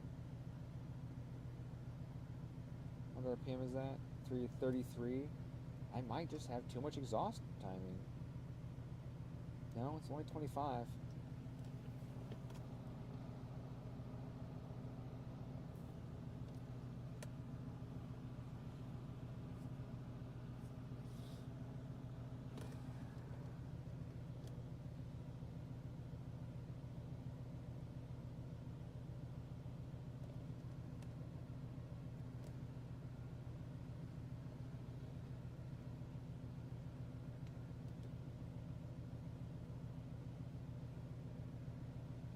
Pull some out anyways.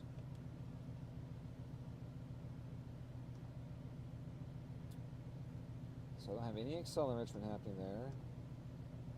The cams on intake are pretty steady. It does get worse not worse.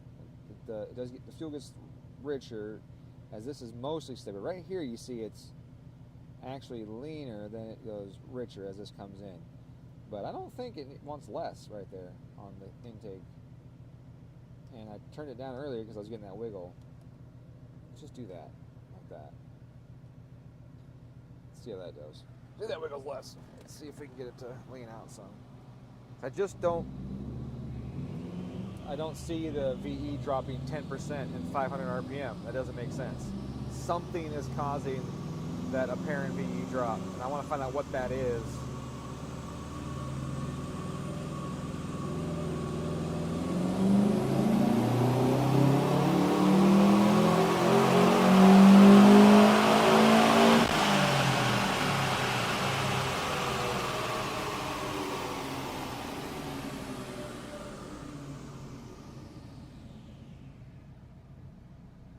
I might have heard that right there.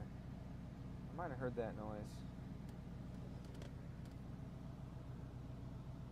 Could have been a rock on the tire, but I might have heard that.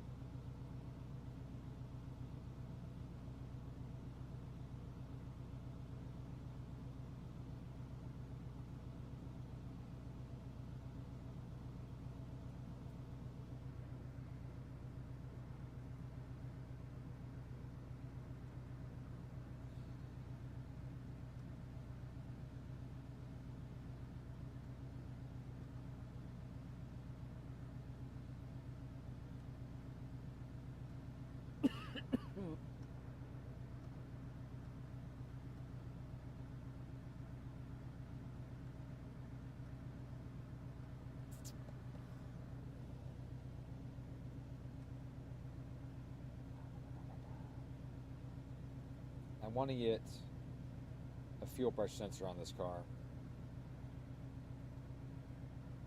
There should be one on here. There's not. I don't like that there's not.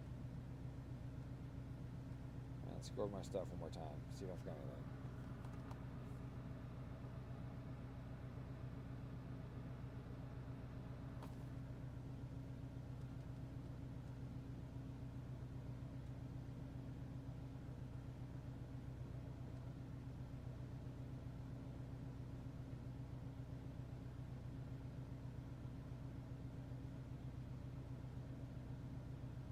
Now, we're on 10%, so this could be a tiny bit higher, but I think that's just going to make it richer.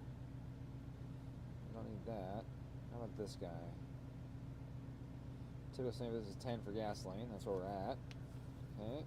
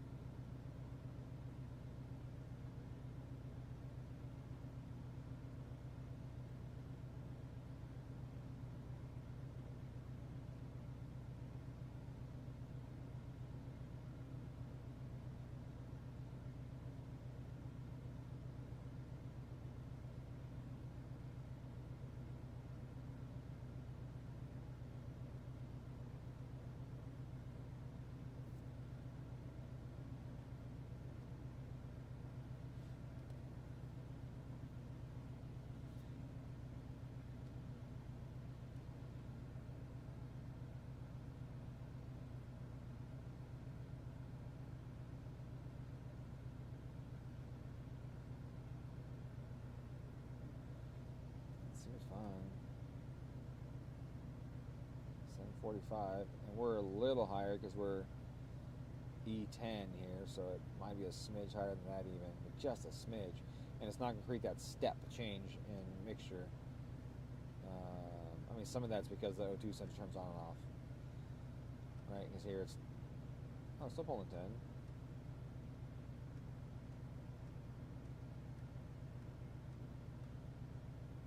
It's just that step is really, really odd. It leaned out some with the change in cam timing. Look at it. From 7.0 to 8.0. So the cam timing change definitely helped. But man, that is something. Alright. Sorry.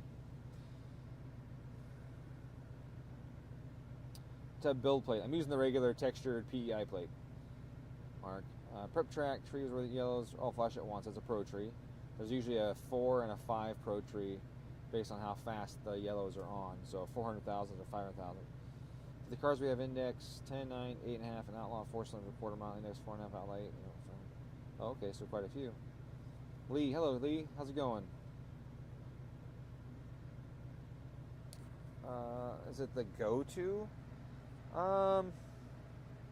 Yeah, Link is the most affordable standalone for these cars, but you're limited too. Like if you start doing some seriously cool stuff, you know, multiple injectors, or you want certain motorsports features, this isn't not going to do it all. The Link is a better call, or the M-tron's a better call for that. It is more expensive though, but it's really freaking sweet. And if you look at my channel, you'll see me doing some M-tron tunes. Haven't done it in a while, but you will see them out there.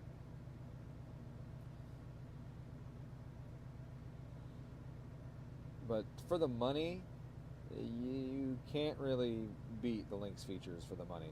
I don't think there's a better ECU for your dollar than the Link, because it is just so affordable. But there are some downsides to it. You know, there's some limitations. It also doesn't come with a case, for example, right? It's just a bare PCB board. And you got to take your ECU out and put it in that one. Then you got to drill holes in your case to get the cables out of it.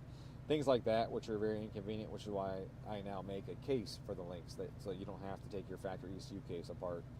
You can just put the PCB board in my case, put it together, and stick it in the car. So I mean, there's that downside. They saved money by not providing you an actual housing that holds it. You got to get an external CAN lambda. Otherwise, you don't have wideband. You have to have an external wideband controller. So that's an additional $400 on it. Whereas like the M-tron will run two O2 sensors off of itself from the factory. If you get a KV8, it'll run two O2 sensors. You don't need to use both on these cars. You just use one. But it's built in. You just plug a sensor into it, and it works. So you don't got to spend that extra $400. The KV8 comes with a case. You know, it has way more inputs and outputs available than the Link does, which is really cool for doing sequential transmissions, or you know, buttons to enable and disable things. More sensors, more, you know, fuel pressure, oil temp, fuel temp, exhaust manifold pressure, boost pressure, as well as mat pressure. So one's in the boost tube, the charge pipe, one's in the manifold, so you can run a bunch of different fuel models. Link has like 2 fuel models that you can choose from, basically, and that's not totally true. It's well, it is. It's got 2 fuel models, and you can choose the load source, but that's it, right? Whereas the M-tron, you can blend, I think it's up to 4. It's either 4 or 5 different fuel models you can blend at any point in time, so you can utilize the best trait of each fuel model where they excel. And no other ECU does that shit like they do. Theirs is awesome. So there's some really cool things with the M-tron. But it is not twice as expensive, but it's definitely, you know, like 50% more expensive than a Link would be. But it rocks. It really does. So, and both of them just show the Haltech its ass. Like, you know, they both kick the Haltech into the dirt.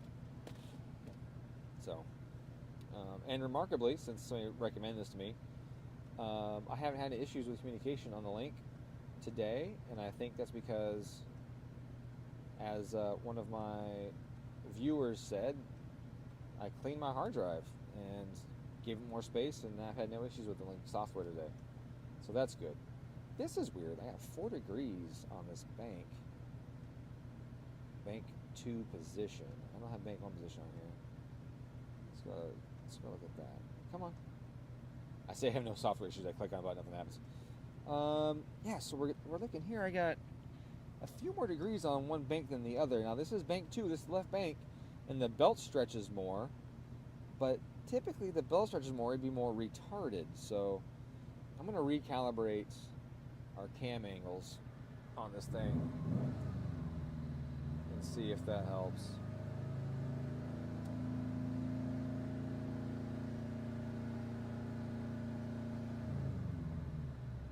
Recalibrate those and see if it tracks better on the bottom there.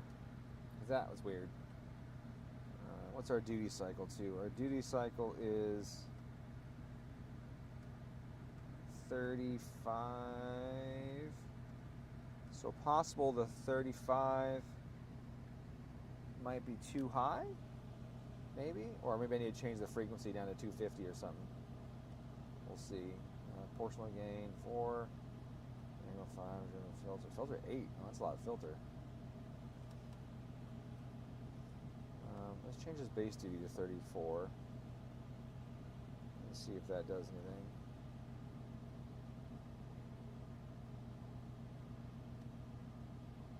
Oh, that's inlet bank 1. Oh, typically they're the same. Yeah, it is the same. Okay.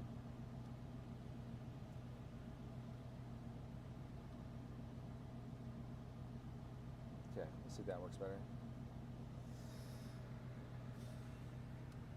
So I pulled some timing out of the mid-range. I think we see that's there. Pulled the timing out of 2 and 4. Oh, did I finish pull the timing out of 2? I don't remember if I did that or not. I think I got distracted.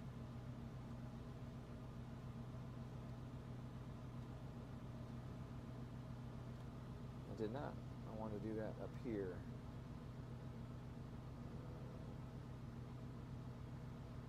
Sona 2 is more mad up here than it was anywhere else.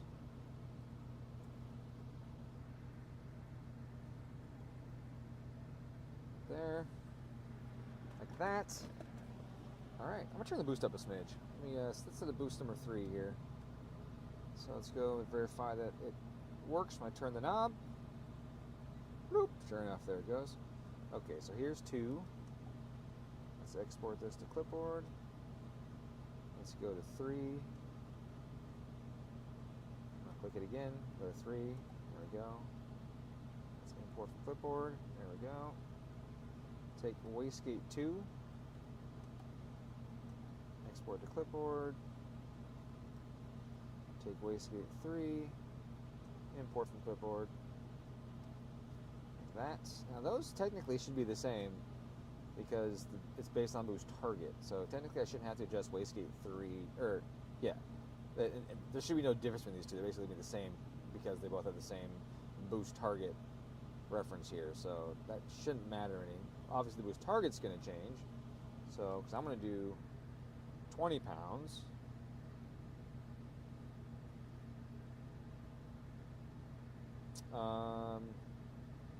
Yeah, 20 pounds. Like this. Now before I do this pull, I want to check that my map limit is in here somewhere. Can't even read it. Alright, so map limit is 37. So that's a few pounds above. Now I don't like this way this map limit is set up at all. I don't like that at all. I'm going to see if I have one already saved. If not, then I will just build one, but I do not like this. I don't understand why people would do it this way. It just doesn't make sense to me.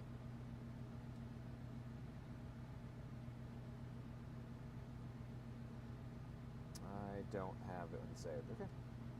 So I don't like this because my concern with isn't coolant temperature, because I have my boost target based on coolant temperature, so I don't need it to be coolant temperature. I want it to be based on what my target is. It just makes more sense, right? Like, it should be based on what my target is, not. And if I'm above my target by a certain amount, then pull the boost out. That's kind of, to me, that makes more sense.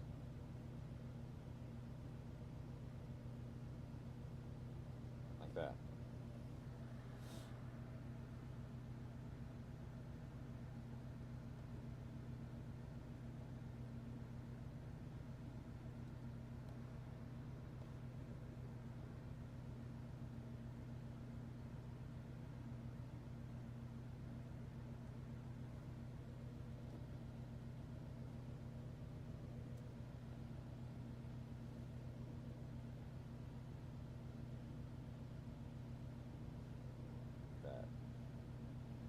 Alright, well, I did that. Let's double check my RPM limit. Is it still set up for a... No, that's fine. Perfect. Alright, that looks good. Okay.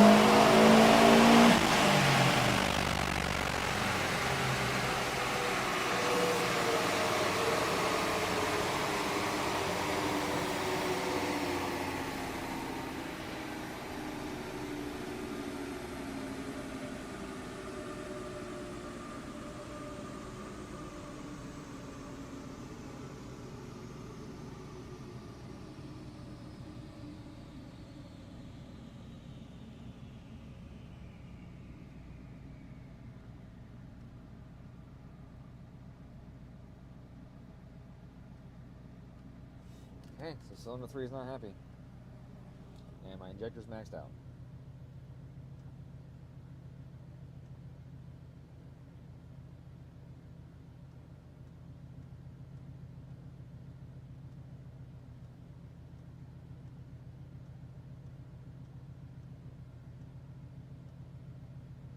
Okay, so I gotta add fuel to it. And I probably should wash the NOx screen instead. Probably better if I did that.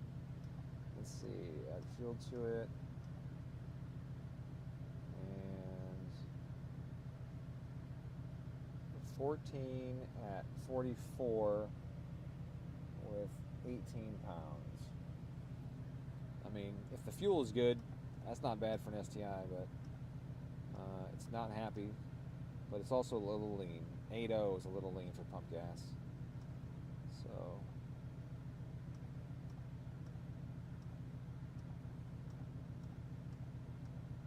Okay, and my fuel was maxed out.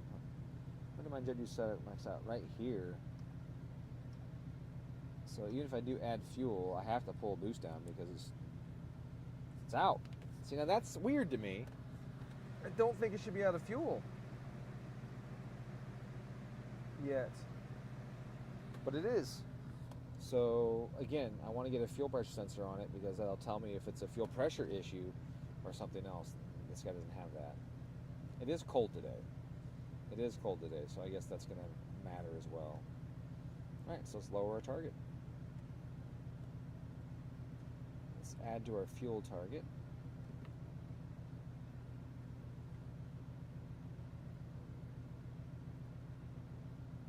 Wait, I thought I made this richer earlier. What the hell?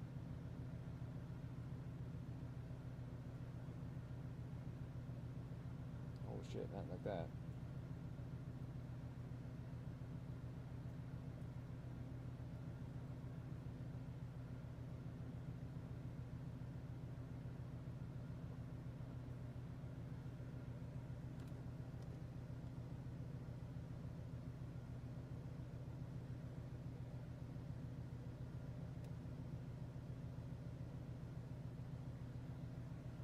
Oh.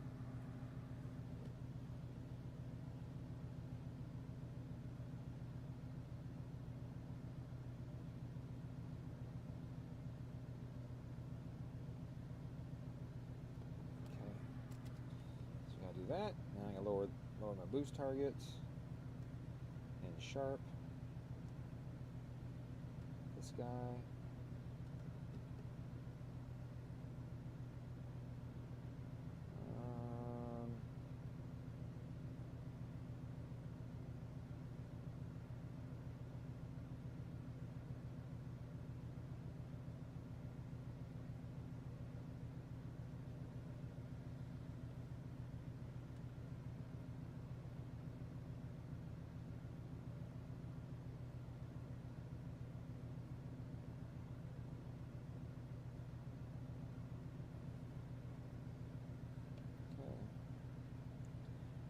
So I added fuel, remove that, pull a little more timing out of it since it wasn't very happy with me. Obviously the fuel is probably all it needs. The fuel in the lower boost is probably all it needs, but I want to increase my safety margin more than it is.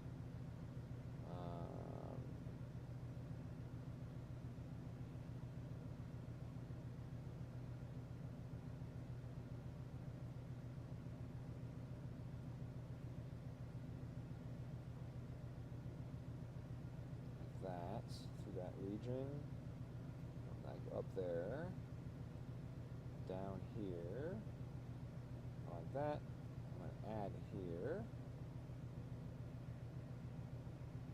and then add here,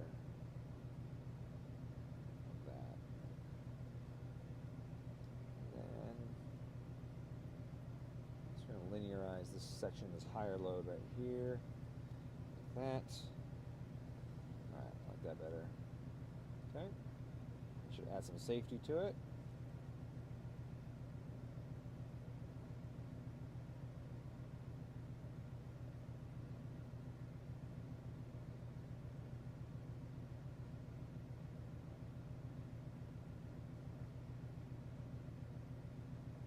Okay. There we go. Safer. Lower boost. More fuel. Store is done. Recycle is key. Is that flood clear? I forgot.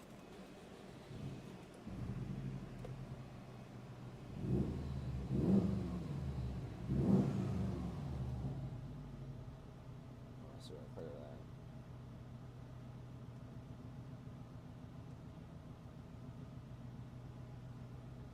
Okay.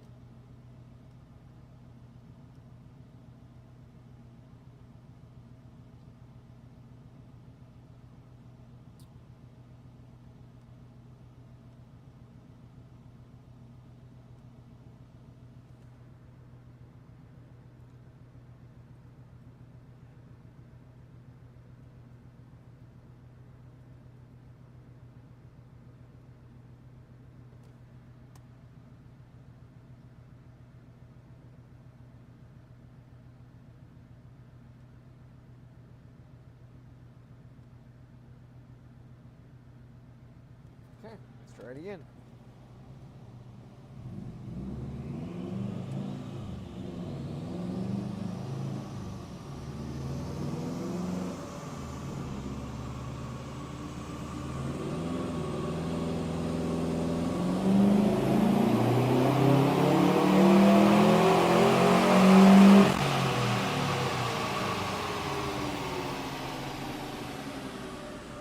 Wait, what? IDC's high again? Whoa.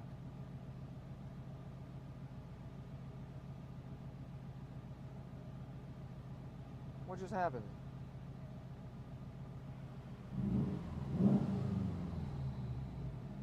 What is going on here?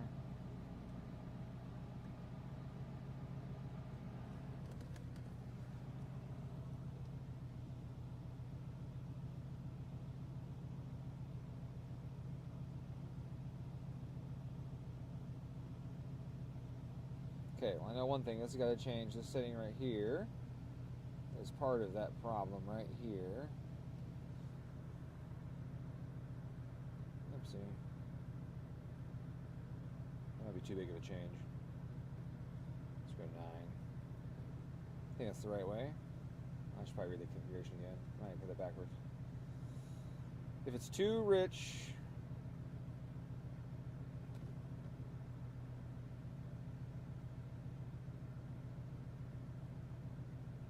too rich, reduce the charging number. Okay, yeah. Okay, did that. But still, that's a huge gain in injector duty cycle. Why?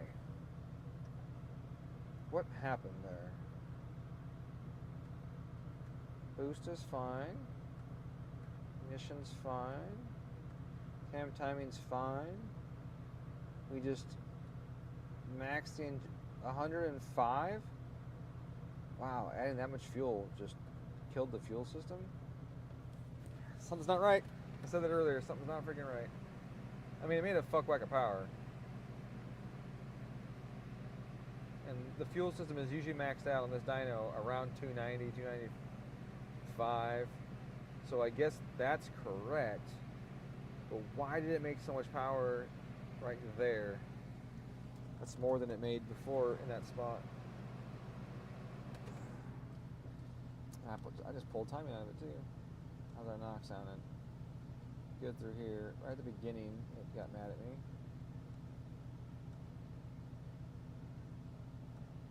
It's good through here though. 12 degrees. 12 degrees. Wow. I got lower boost. I'm gonna do it with this. This makes more sense.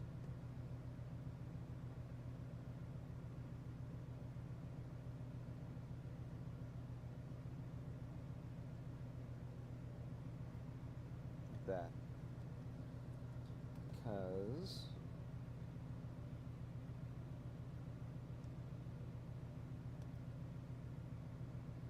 this is just for protection when it's cold.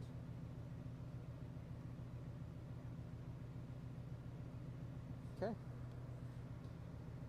Wow, that's surprising.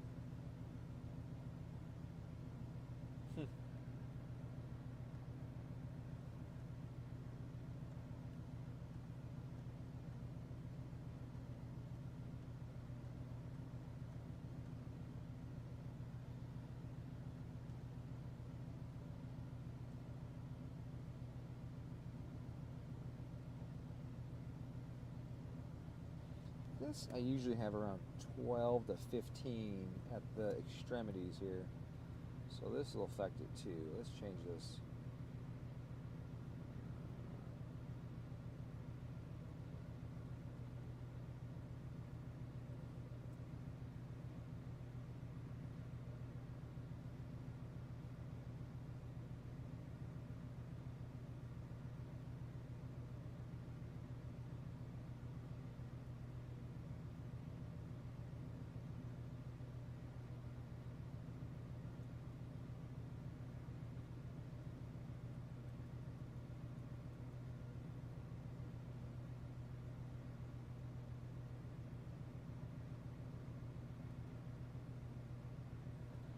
Okay, that'll affect it too. Alright, let's try again. Whoops, okay. Well, she gets mad. This thing needs synchro is bad. Yeah, first and fourth, the two that go the first, or go the soonest.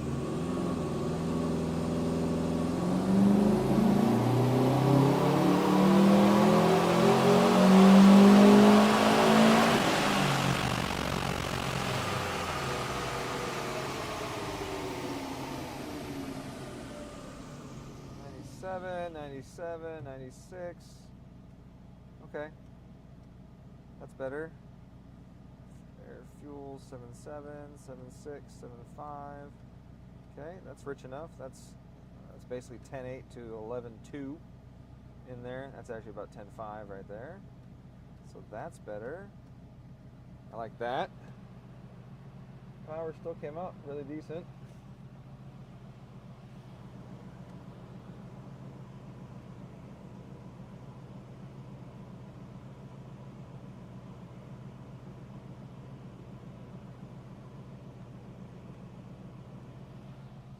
I hate how front mounts make the stock turbos laggy like this. I dislike it.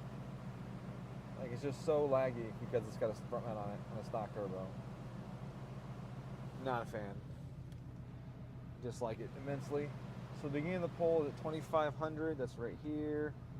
We're doing what? We're doing 17 degrees of timing. That could probably be a little more right there. That'd probably bump the torque up right there some.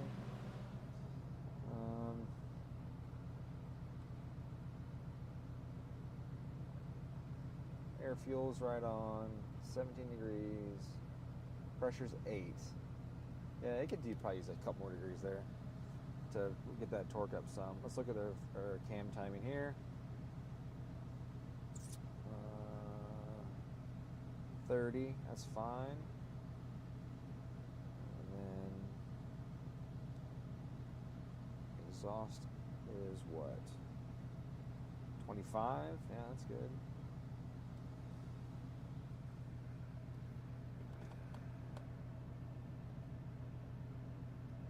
Hey Mark, I don't know how long I missed your message there. So if you're still here, Mark, hope you have a good one as well. Thanks, man. Hey Connor, welcome. Man, I feel bad for you. You got the same name as the center for the Seahawks, and he is sucking right now. He is sucking bad. He is not on the nice list for a lot of people. They're really upset with how bad he's been playing.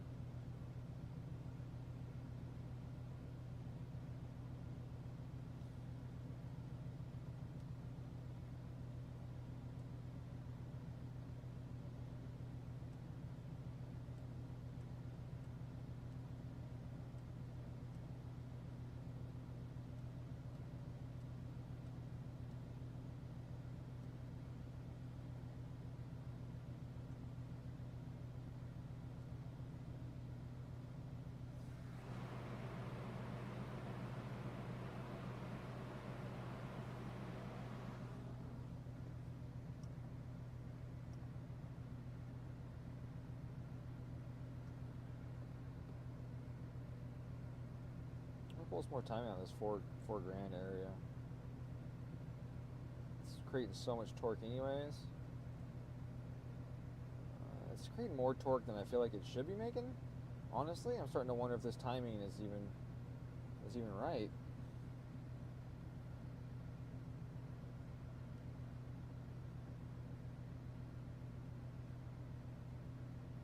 That's the normal values.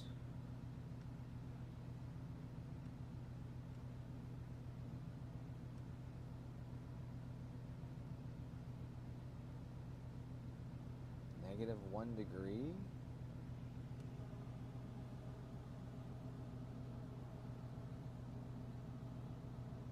Huh. That doesn't seem right. Why would that be that?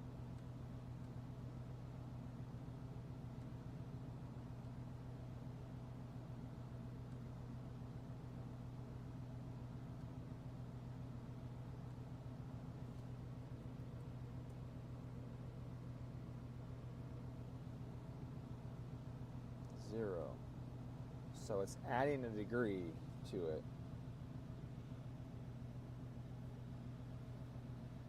I wonder why they added a degree to it. Let's see what this one.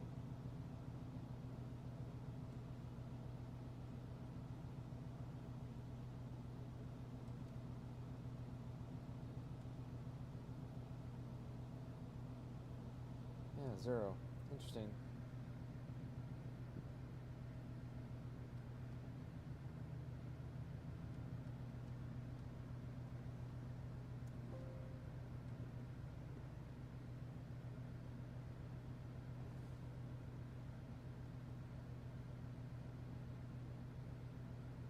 I think it's been adding a degree of timing across the board. Why would Link send it like that? I don't know.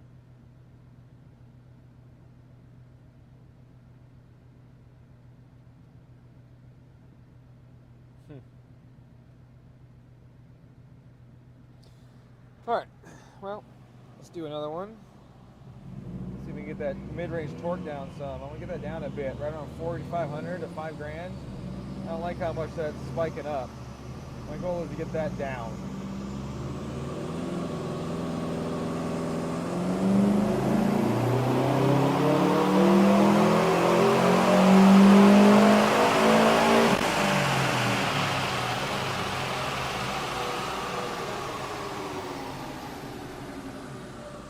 Well, I did that.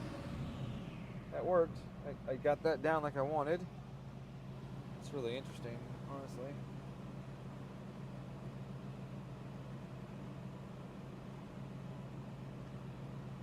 There we go, it's a little better. This came up some, I think, right? Did that come up some? Let's bring that last one back up. I just closed it, but let's bring it up.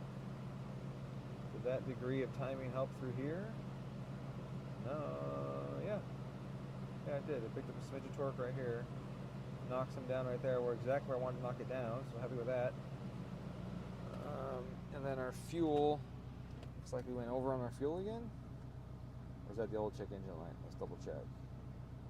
98. Yeah, she's maxed. Fuel is maxed on this thing. Okay. Alright, and then knock. I got, everything's good, but right here at the onset, that's where I added timing, right? Let's double look at that.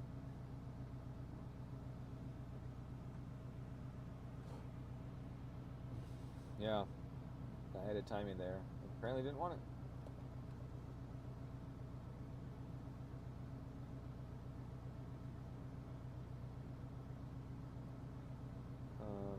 Now the other side of that too is I can adjust my cams in this zone, right? Like right now, if we look at this point, when we go to my cams, what we got 35 and 27. That's a lot of overlap.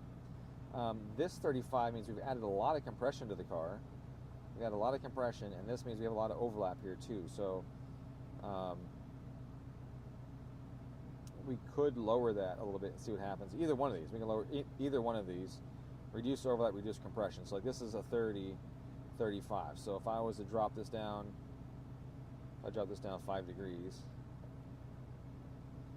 like that would remove compression from the engine. Because the cam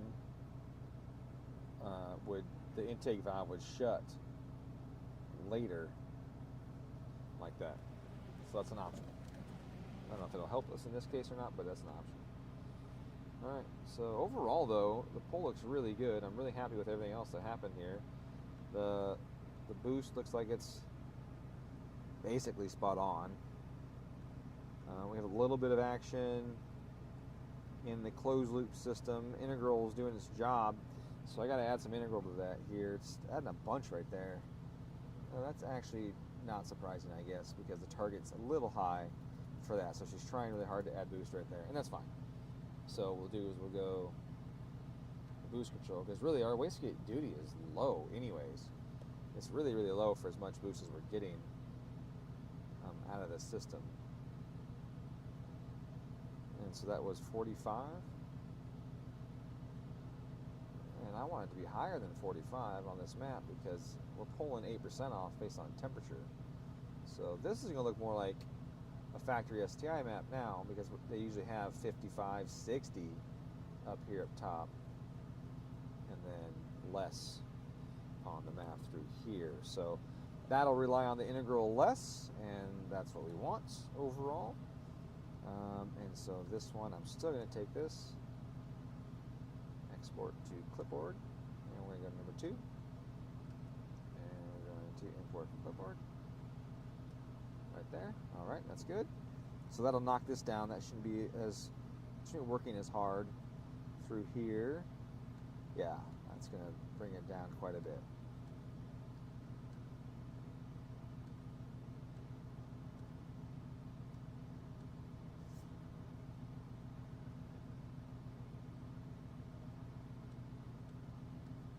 Yep, that's nice. That's really nice. I like that. Okay, anything else I want to check before I'm done, before I call it quits?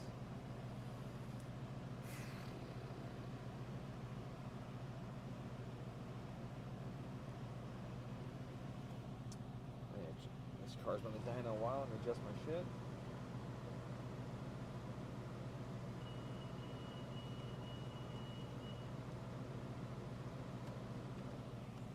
Okay, and then I want to make this happen a little bit later now.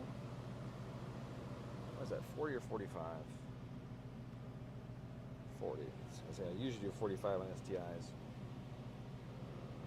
And then this guy, 120, we're a little below that. We'll try 115.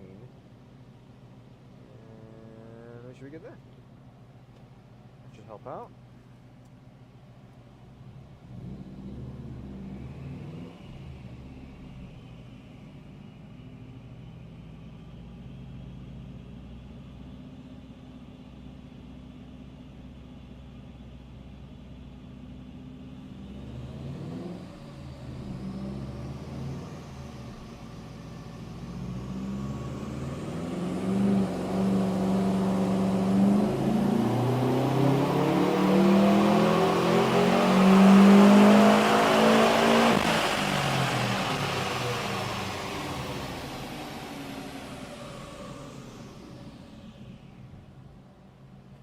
That duty cycle bit me in the ass.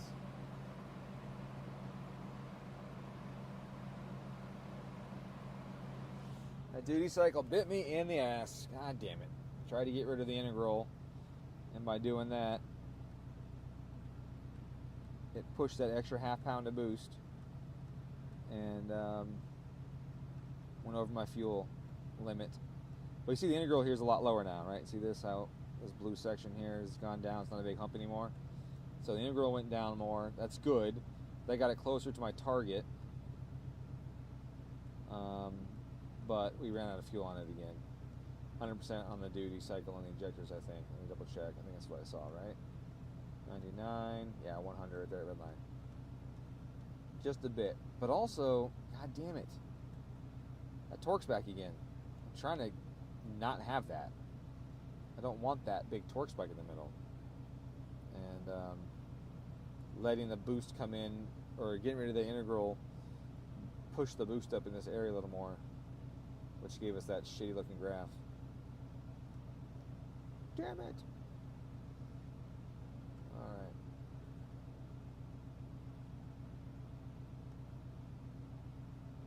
That was a knock on that one. Good. Same thing down here, the same zone. Still loud on cylinder 4 in this zone right here. That's weird. It shouldn't be that loud right there. It's only 14 degrees of timing. At 9 pounds, that's nothing. That's literally nothing. This might have shit fuel in it. I don't know where this guy gets his fuel, but I have to ask him that, because that's no action at all. Now, we'll see here this ignition trim. It only added 0.1 to it, so I don't have this be, this isn't aggressive enough. I need to add a little more of that. Let's make that 0.35. 50% more action right there. That'll help it pull a little more timing sooner. Help keep it down. Alright, so boost. I gotta come down the boost again.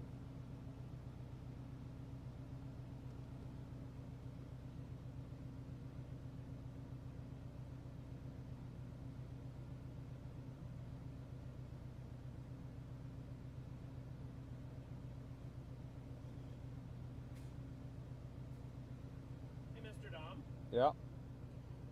On that yellow car, how would I know if the neutral position is working without monitoring it? You have to monitor it. I would have to? Yeah. Okay. I replaced the sensor. Okay, sweet. So, I would assume that fixed it, but I mean, don't know. You have a scanner, right? Yeah. Yeah. I was just curious if there was any easy, quick way I could... No, it's not on access port. It's not factory ECU, so That's fine. all you can do is scan it, yeah. I was just wondering if there was another trick where you're like, twiddle your toes and jump up and down. Yeah, no, then it flashes a light, a little tube comes out and sticks stuff on your wiener. Yeah. No, you have to log it. Either log that switch or log AVCS. Make sure AVCS is actually actuated and not dropping down and out like it was. Yeah. So also power steering switch doesn't work, and I saw that too. I told Chase, but not that you have any of those lying around. I don't know. Yeah. This thing's making too much power and torque. It's making too much power and torque. It's making a lot. That's why I said too much. It's maxing the fuel system out. I keep getting 100-something% duty cycle, and I keep pulling down that mid-range there, and the torque's still there. I'm trying to get rid of that because it's unhappy. It's unhappy and it's unfun. Like, that's not a fun car to drive. Yeah, I want people to go, wow, this thing runs great. Right. Exactly. Yeah. So that's what I'm working on. Okay.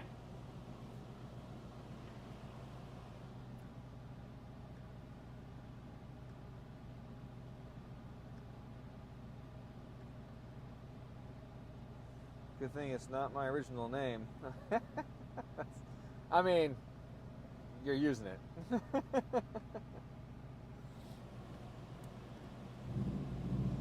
On the other hand, you'd be like, yeah, that's right. I'm the fucking center for the Seahawks. I make $6 million a year. Suck it. Like, you could say that too.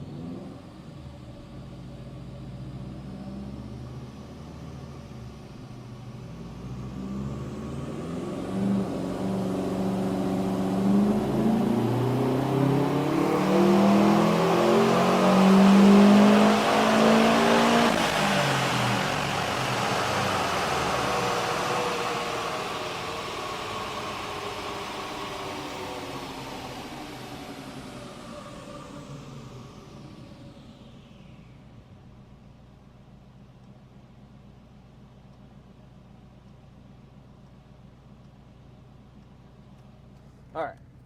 Now, you look at that and you go, wow, he just lost a lot of power. Yeah, he did.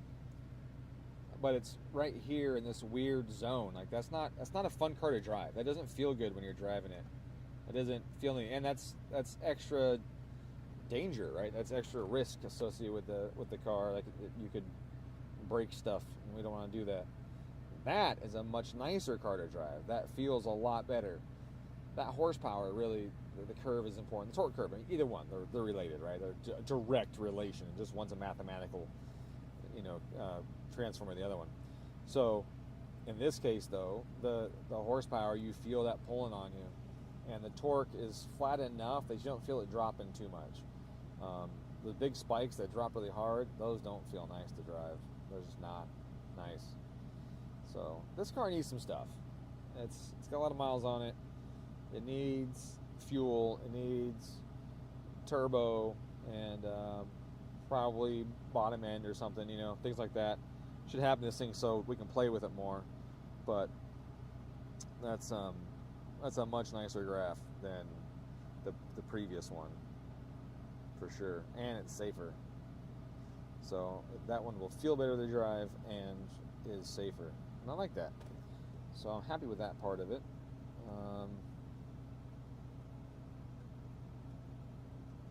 Start timing up here. 17? 20. Okay, 20 here. So there's room in the ignition advance department here too up top. I could probably pick the top end up a smidge more.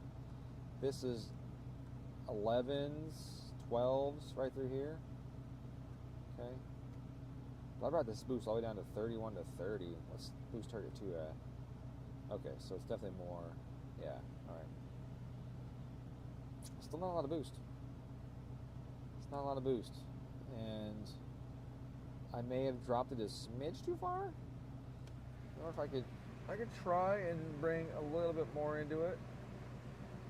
The thing is, though, is you saw that the fuel was basically about maxed out. Right here.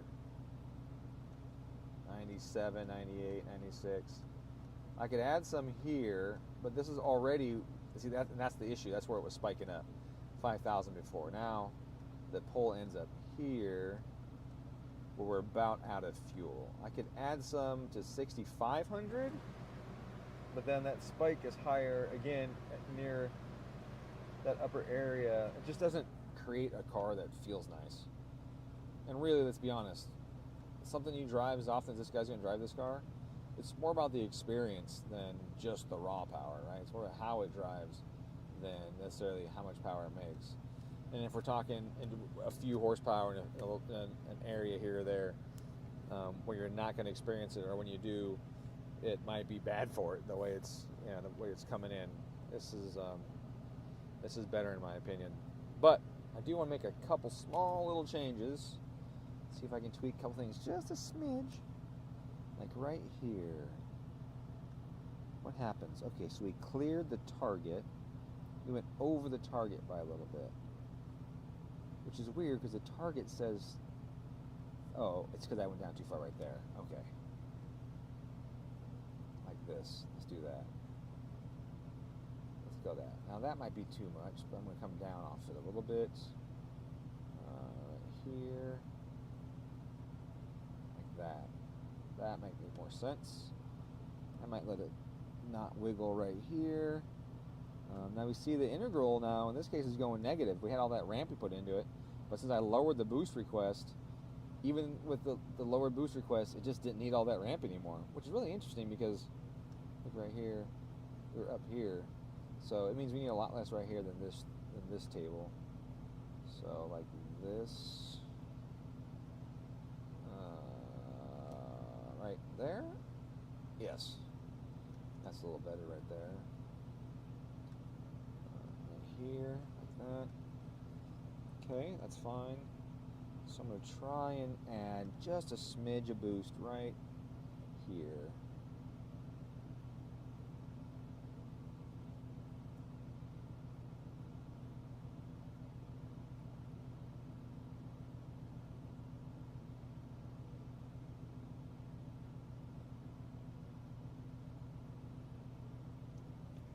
It does.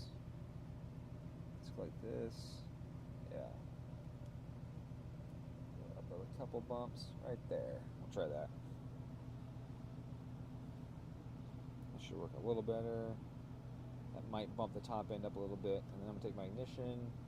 I'm going to go just up the top there and see where it's at. There's a little bit of a jump right there. This one could go up a smidge right here. Bloop. Like that. Alright, let's see if we can make it carry a little more red line. Just a little more carry red line. And nothing else anywhere else. And get that wiggle out of the torque up there. Down there at 3,000. I think that should help.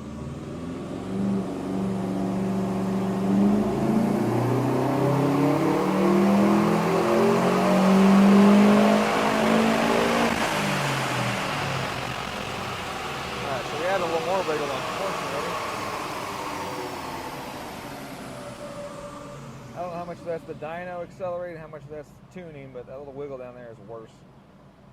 I thought it would be better with the addition of the boost there. I guess I gotta lower the boost there. And look at that, we picked up top there like we wanted. Yeah, I don't have a check engine light for exceeding my wastegate duty cycle. Problem with this right now is I'm in this spot where I'm like really struggling. I guess struggling not the term. I'm really fine tuning or tweaking things to try and get these spots. And if you spend, or if you find that you're trying too hard to make something happen, like if they make more power, for example, it's probably about to fail. So you don't want to get to where you feel like you're trying too hard for it to make more power, because then it just means it's on its way out, and we don't want that. Let's look at this. So I added some timing up here, and I added a smidge of boost up there.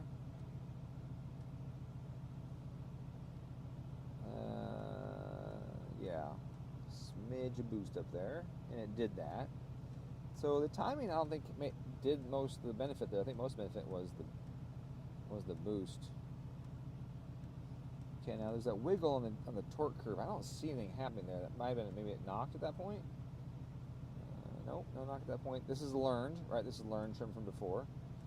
And since I added fuel and adjusted some timing, it's not doing that anymore. Still a smidge loud right here at 3,000, right at the onset of the pull. And we got this.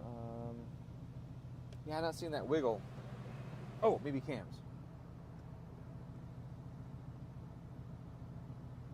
No, we're not doing it either right there.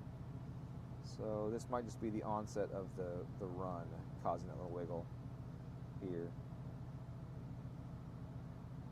Because I don't see that in here. Look at my timing one more time. See if I missed it. Is timing do anything funky right there? No. Timing's very smooth through there. I have 11 and a half. Up to 21 and a half. It's very smooth. Oh, fuel gets real rich there. Oh, real rich. Okay, that's that drop in torque right there then. Right, 35, is that where that's at? Yes, it is. Okay, so it's too rich right there.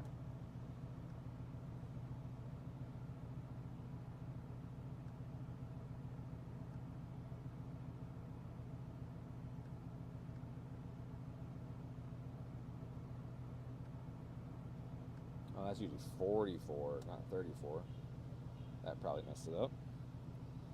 Okay, but still pulling fuel through the whole run. Oh, not bad, 2%. Okay, just right here it's too much. Right here I gotta pull a lot of fuel. Man, that is still really bizarre to me right there. That spot really is perplexing me.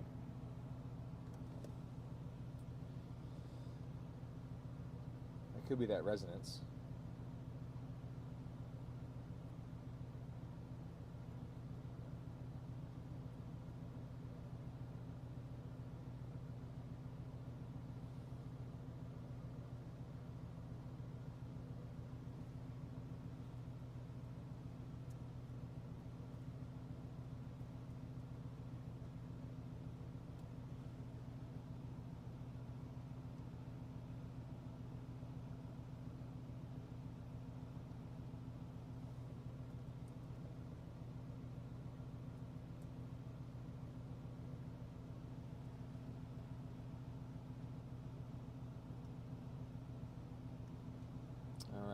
bet that wiggle goes away. One last pull. Oh, you're streaming. Yep. Pretty much done though. I got a haircut at 5:15. I gotta dip out to. Okay, Al Rogers. I imagine close to 3:15. No, not at all, Al. All right, dude. See ya. Yep. No, Al, not at all. That's not. You're like 30 horsepower too high. On this dyno, it's like 285 to 295 typically. The fuel system's maxed out. So. And I think you're seeing that, right? I think you're seeing that. Whoops. On the wrong screen.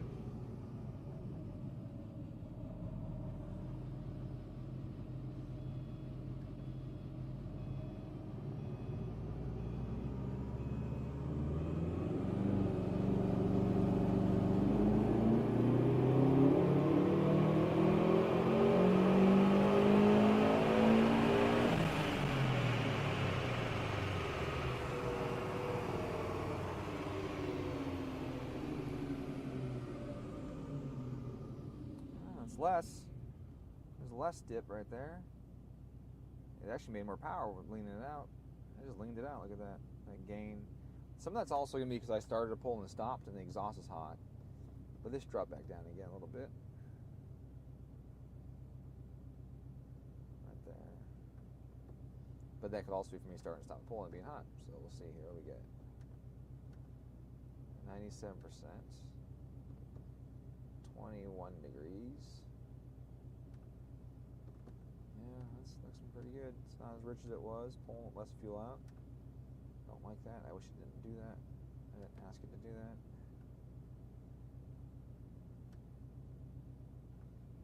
Okay, let's look at boost. Just hugs that target. Look at that. Hugs that target all the way across. Can't complain about that. Integral is -8 across the board. Okay. I'm fine with that. 34. Really, that's it? Okay, VVT. What's going on here?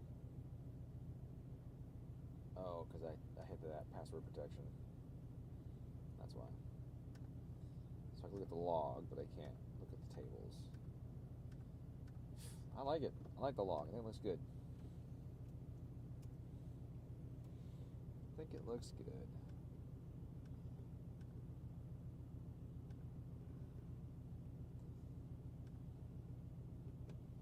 And we're at 98% there. Yeah, 98%. And we're at that 285-ish mark. So, that's about right. Let's try one more. Oh, wait, before I do that. How did this do? Oh, look at that. I gotta go. Well, hold on a second. Everyone's leaving. Huh? Everyone's Carson's leaving. here. What's he doing? Hanging out with you. Oh, I'm done. I literally just finished anyways. Okay. But yeah. No, I gotta go. I got dinner at 6. Yeah, I got dinner at 7, By the so I got time. Yeah, by the time I get home, shower and everything, I'm gonna be cutting it close. Yeah. See you, dude. Bye. Love you too.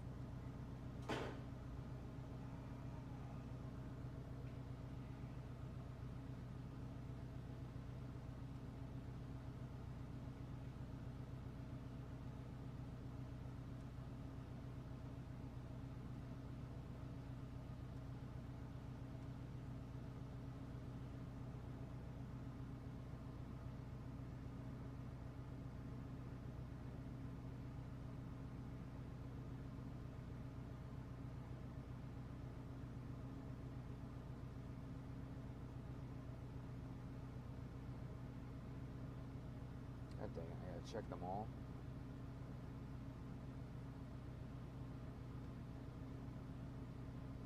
I gotta whiz something fierce.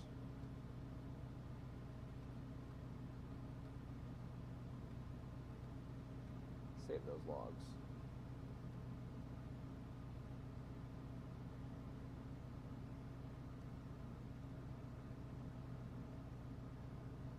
Okay, got that.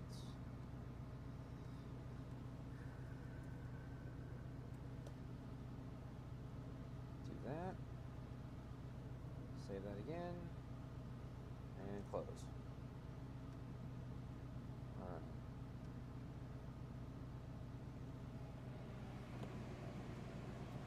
Weird feeling issue? No. I mean, yes, kind of. I don't know why it's... one of the feeling issues was that the closed loop system was turning off, and the closed system was pulling fuel across the board, so when it turned off, it went rich, and then it turned back on, and then it leaned out. So that was part of it. The other part was that the VE was just too high in a spot. It didn't like it. The other part was the base timing was off a little bit, which is weird. I don't know why that was.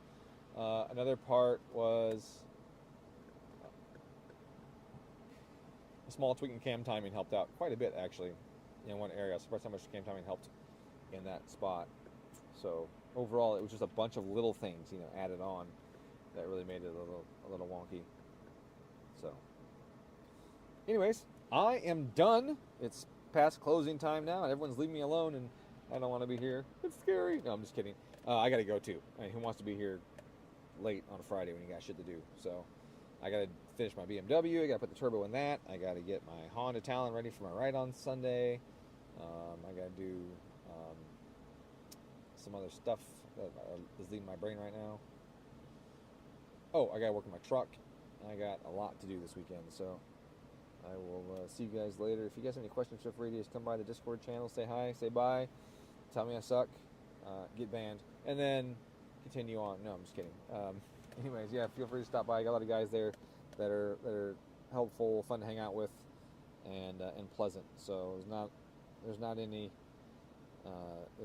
fighting going on unless it's political in the political channel. That's about it. So, anyways, thanks guys. I appreciate you stopping by and spending some time with me. I know it's Friday, so hopefully I didn't impede your drinking time